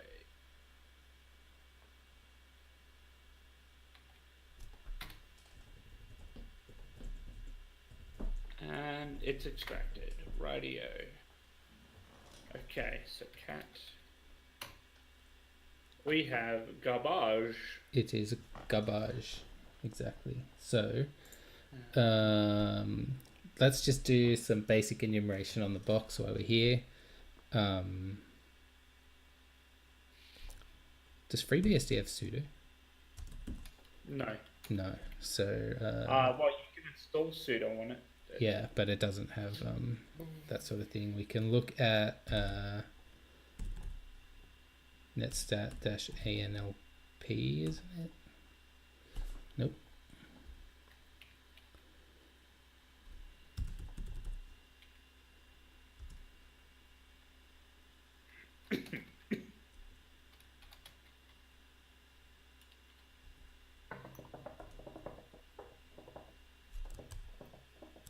How many bytes was it? It was 8 bytes, wasn't it? 8 bytes, yeah. 1, 2, 3, 4, 5, 6, 7, 8, yeah. Oh no, netstat is -tunlp, no? Yeah. -tap is one I use a bit. TAP. Yeah. So I think -t isn't an option.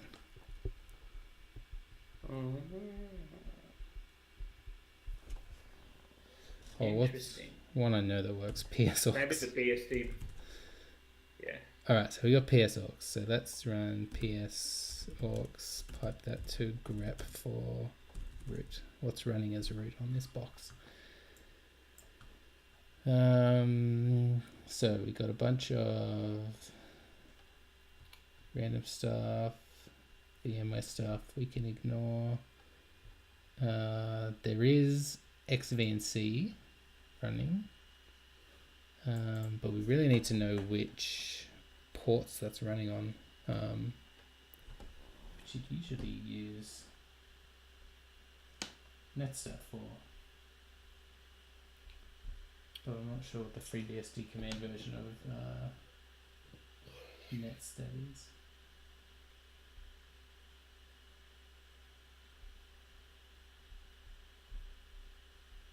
have to. So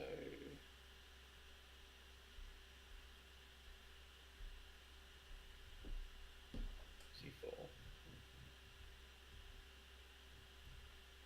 So we've got like some 64-bit secret.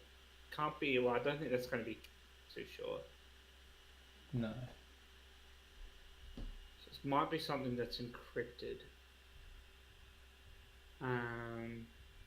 It most likely is, yeah.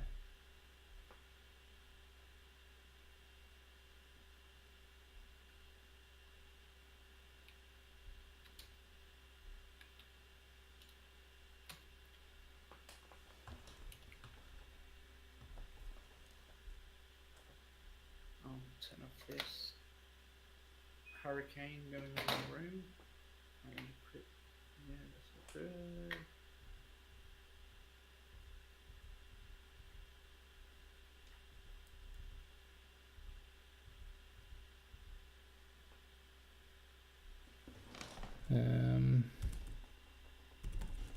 Let's just look. What have we got? Oh, when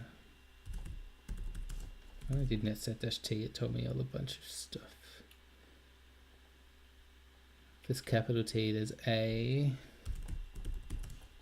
Netset-A, does that at least work? Cool, that seems to work. Netstat. Dash A, what's the N?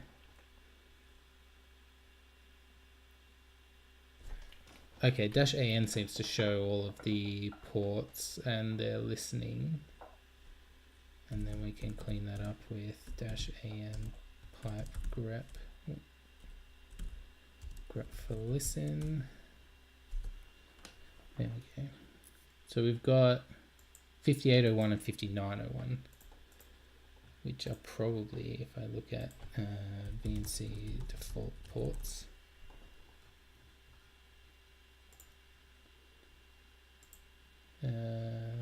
it looks like they use Windows VNC uses 5900. Okay, so they're not standard. Well, they might be standard FreeBSD, right? Yeah. I would assume so, considering there's only SSH port 80 and those ports on there. It is only listening on localhost, so it won't pick up, like if we do an nmap on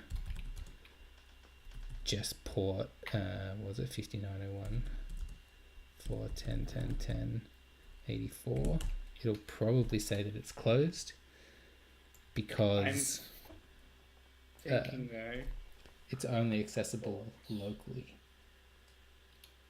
Yes, so we'll have to do some kind of port SSH forwarding port or tunneling, yeah, or like proxy, yeah, chaining.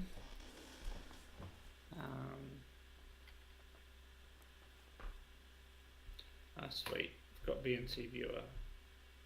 Cool. Okay, so I've just got to remember how to do it. Sign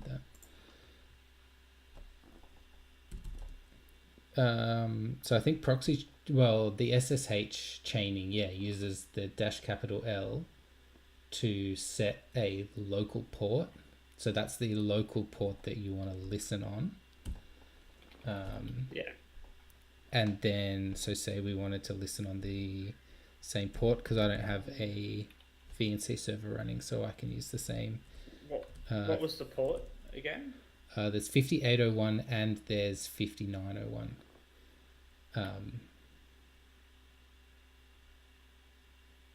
Oh, my bad.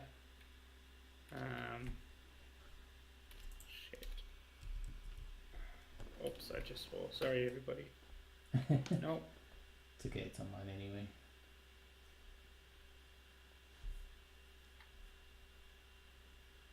SSHL. Oh, okay. Radio. So it was 5800, 5800 or 5801? There's 5801 and 5901. It goes 5801, and then it. No Charics in this bit. Right, and then it's Chokes at 10, 10, 10, 84.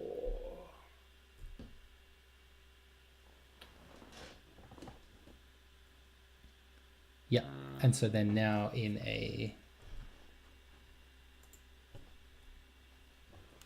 Just have to kill that while I get the password back. I probably should stick this in a file, so I'm just keep copying and pasting it. Even lazier, I'm just going to stick it in an empty thing here. There we go. Right.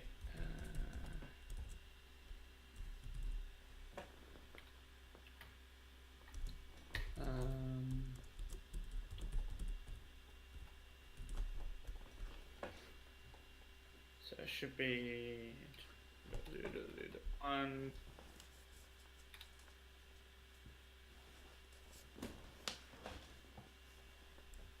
Open failed.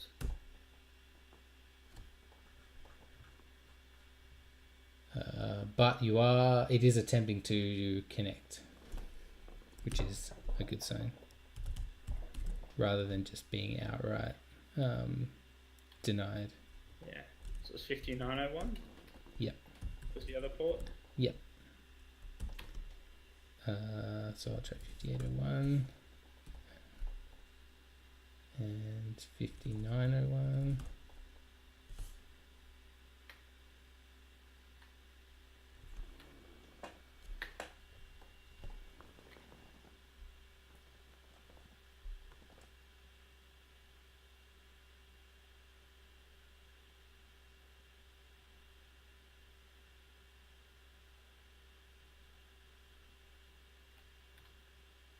This is not a fast server. No, it's really not. So .0.0.1/5123, and I get it again.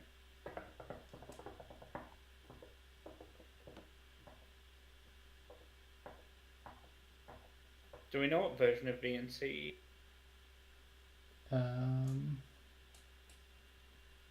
We could probably find out back in our Cherix SSH.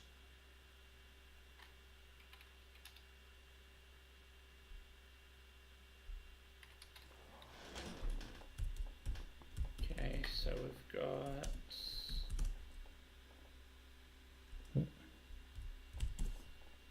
XVNC is what's running, right?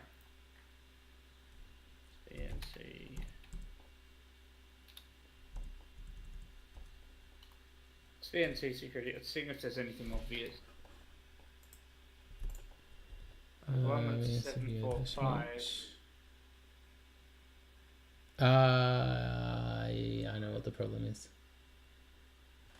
Hang on, let me just switch back. So if we look at VNC viewer-h, the port needs to be double semicolon, it looks like. So if we do VNC viewer 127.0.0.1 double port, and mine was 5901. Nope, that still did the same thing.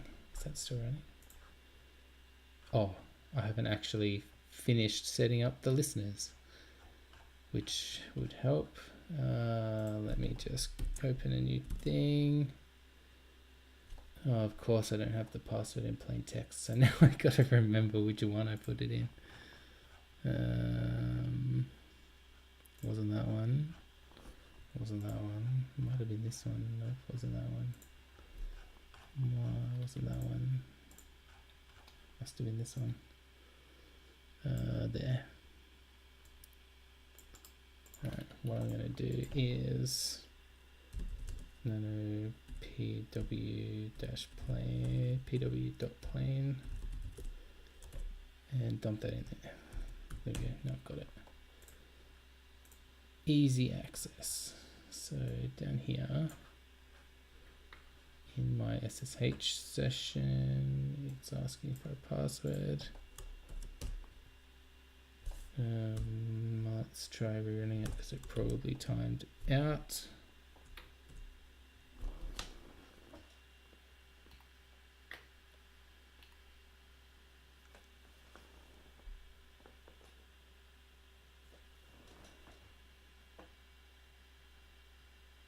Man, this is a really slow box.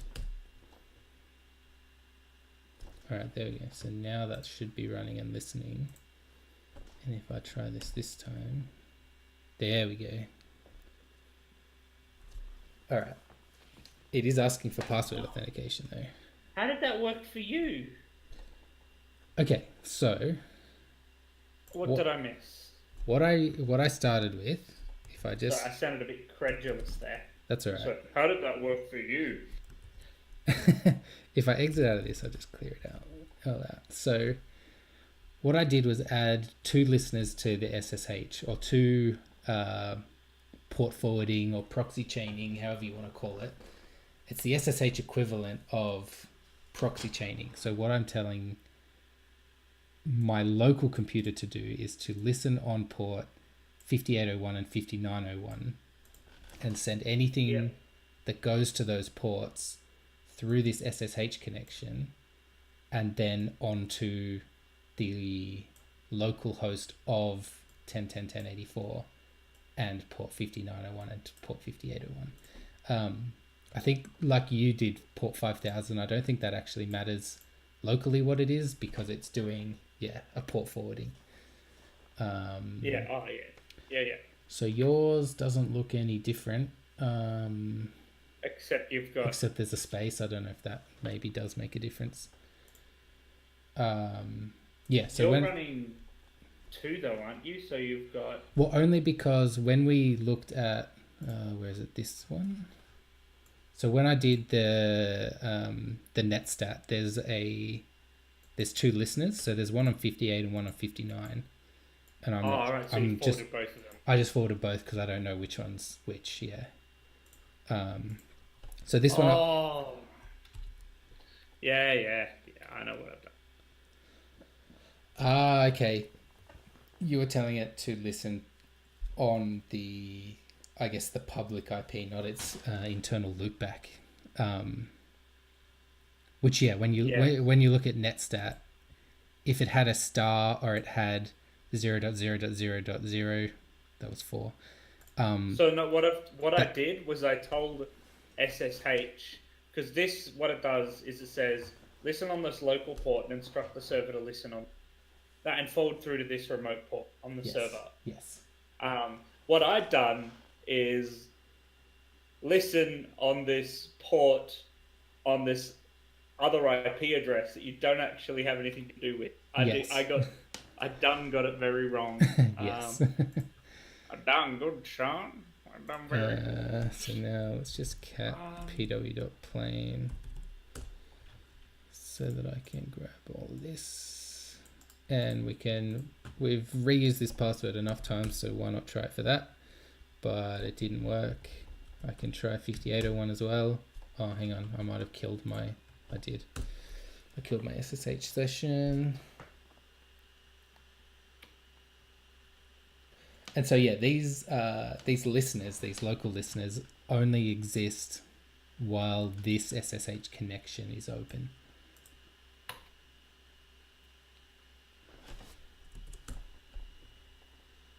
Why does it keep clearing my clipboard? Stupid thing. There we go. Now we got it. So now I should be able to run 5801. So the last time I'd done SSH for been with T, which makes it a lot. It's a lot more trivial with PuTTY. Yeah. Well, through OSCP we did it using proxy chains, but that requires like changing config files and messing around with a bunch of other things to also be listening. I think finding that you're able to do it through SSH directly is probably much easier than... So it looks like 5801 is not the way to go because mine is hanging way longer than when I did it against 5901. Like that's just instant in.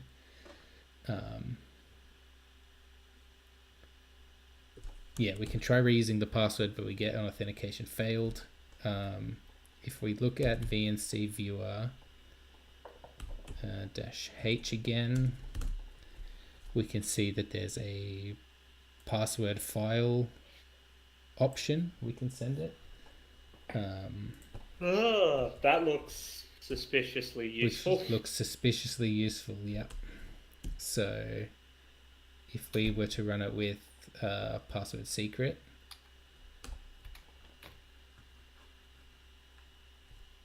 Yep.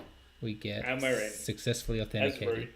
And because when we looked at the PS Orcs, yeah, VNC was running as root. So when we VNC in, we are root. Slow as all goodness. And it is insanely slow. Yeah, I pretty quickly figured out that file was probably some sort of credential file. So, yeah.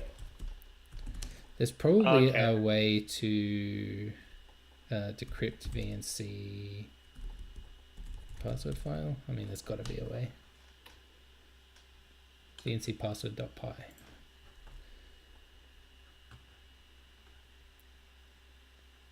Yeah. I mean, we could, yeah. We could try that to see what the password is, but we know that just using the password file works. Whoami shows that we're root. We can cd into /root and do an ls and see that there is a root.txt and head-c8 root.txt. So we've got write permissions on that file, or read write.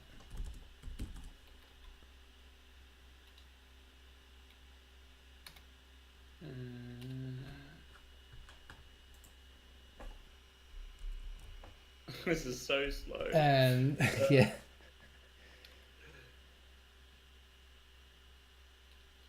So yeah, that's the box. It took us probably longer than it should have to get there because we were screwing around a lot with the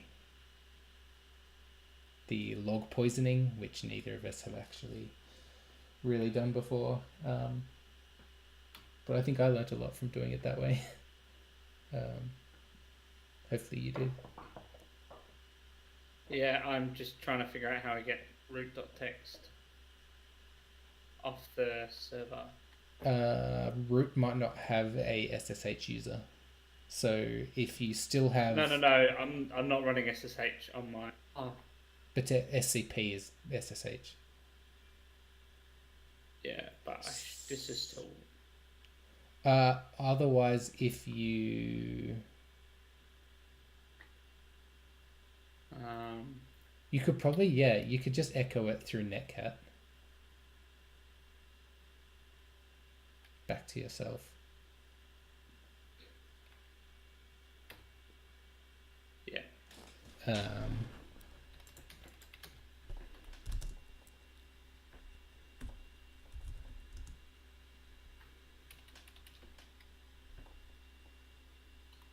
Let's go for 43-e/bin.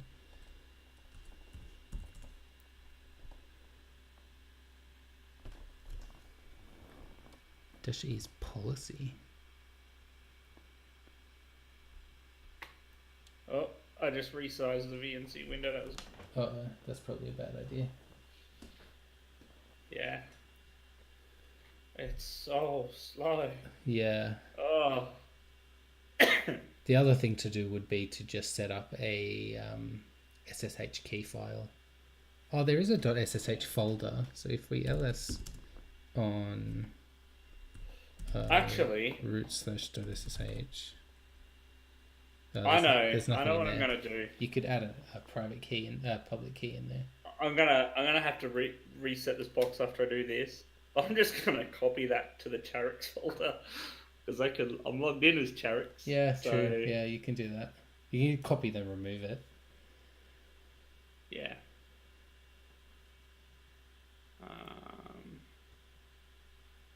And then you can just SCP it straight off. Yeah.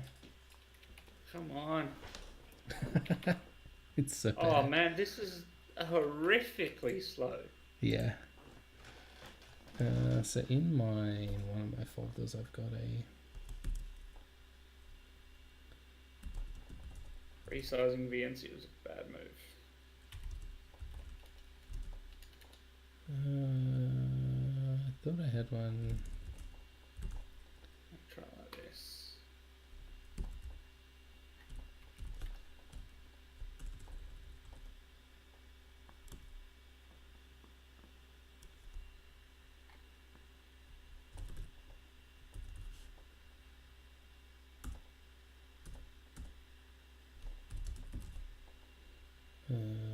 Yeah, so there's that guy.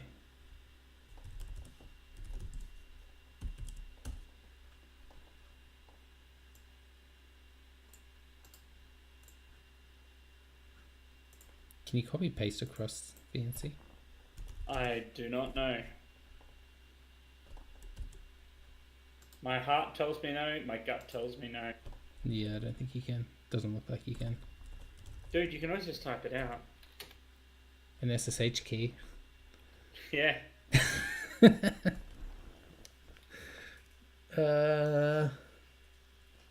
Yeah, I could wget it too. I guess. Oh no, there's no wget. I could use the. So if I do head -c8 root.text, I get a permission denied. That's because yeah, it's just mod 777. The lazy man's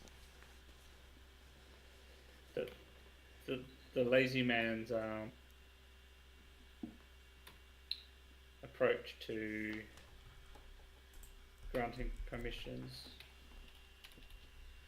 Take it off. Are you on my screen? Oh, yep. Okay, take it off my screen. I'm just going to cut it. Alright, it should be off. Pretty sure it's off it. Cool. And now I will rm Tarix.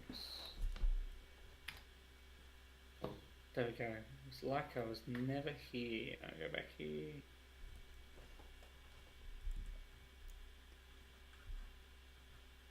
And it is very much bedtime now.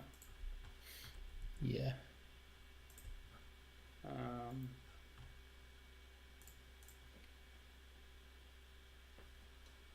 Well, we got there.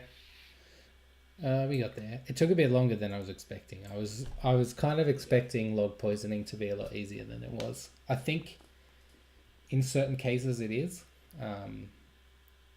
Like if the box wasn't a FreeBSD box and it had like a default Ubuntu Apache or something like that, a Debian one with access to things like wget and netcat and all that sort of thing, it would have been a lot easier to get the reverse shell. Okay, so for the punters, I'm going to have to edit it before I put it on YouTube, so it might be a bit before it shows up. But for the punters, all however many of you are still watching or ever watch. So we started off, we had a PHP server running.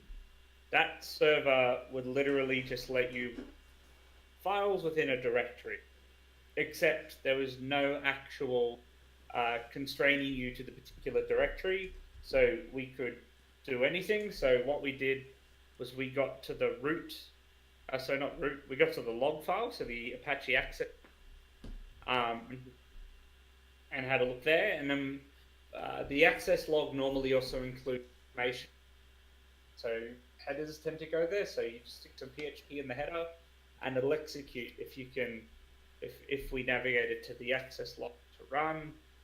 We had some fun there because I kept throwing in PHP and would balk it and have to reset the box. Actually, while we're talking, I will reset. That's a good idea. Box. Yeah. And so otherwise people will be able to just use my log poisoning. So log poisoning, it's this combination of local file include and the ability to control input. Which does remind me, because I'm writing a thing for work that talks about don't trust user input. That's another one for the headers. So that gets logged. We then tell PHP to include the log file. PHP, the way it works until it sees those question mark PHP tags, as soon as it sees that, it executes whatever code was in the tag. So the code we essentially had was just run this local system command or run this shell command. And so we tried hunting around for a bit because it's FreeBSD. Tons of the utilities we'd expect, so curl and wget weren't there, but fetch was, which we found just by googling around. So fetch is a more basic version of curl or wget. So it looks like you can do FTP and stuff too. So it had TFTP on there. TFTP, yeah. TFTP is trivial file transfer protocol. The bad joke, never mind. And then I farted around because I wasn't realizing that we could write to any folder. Jacob figured out we could temp. That was just as I was about to start trying to execute remote PHP file inclusion. I wouldn't have been surprised if we could do that. There's a setting you can enable in PHP to disable remote file inclusion. I think if we looked closer at that PHP info file, we would have been able to work out pretty quickly whether or not it would have worked. We just didn't go down that path.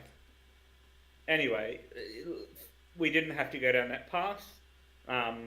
So that got us something that would then give us... We could then just throw a script on there, a PHP script that would give a shell.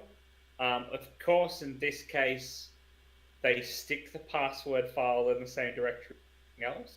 Yeah. So we could have skipped all of that pain, but just did it because we could, Yeah. Jake, you said you've done this box before, haven't you? Yeah, but I did the easy route of... I could see that there was a password.txt, which I could access straight away through that browse PHP index file. So I basically, I didn't do any kind of exploiting of logs or PHP stuff. I just grabbed the hash, or the base64, dbase64 and just went straight into SSH and Privesc from there. So the first time around that I did this was, it was too simple, I think. That's why this time round I thought it would be good to try and do it. The log poison way. Our base 64, dbase64 was pretty ghetto. We just cat password and then piped it through base 60 times. Base 64 is not encryption. No. At best, you could say it's encoding.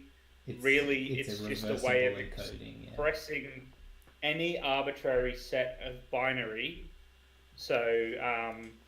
as characters. So essentially, all bytes can be expressed in base 64, which is a pretty handy attack vector in other circumstances where you have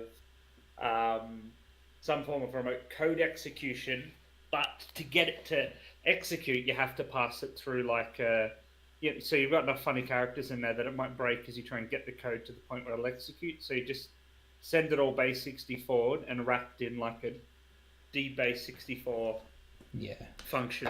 We have done that with LFIs in the past. Yeah, that Node.js one, it was from character code, so a bit different, but same sort of deal. There's this PowerShell one called invoke obfuscation for similar things to float malicious scripts past AV. However, in the runtimes, this is all decoded. So the company I work for, all of our Windows boxes are using that Microsoft Azure Advanced Threat Detection. You basically see every PowerShell command that runs on the thing. So pretty quickly you'd have alerts raised as what's going on. Anyway, we got that. That let us logged in as Charix. Got the user.txt. Pretty quickly saw the secrets.zip, grabbed that.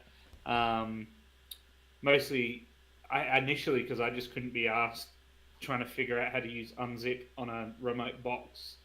So I just grabbed it, and then it turned out to be the password. I had to do a bit of magic with SSH port forwarding, which I'd only ever done on Putty, and it was a thing that I screwed up and got the command wrong. We fixed that, and we got on as root on a very, very slow, very slow VNC, yeah, connection, which died because I just restarted the box. Which is fair enough. That is that, and it is almost 10:30 in Australia land. Yep. It only took us 2.5 hours, roughly. Oh man. Yeah.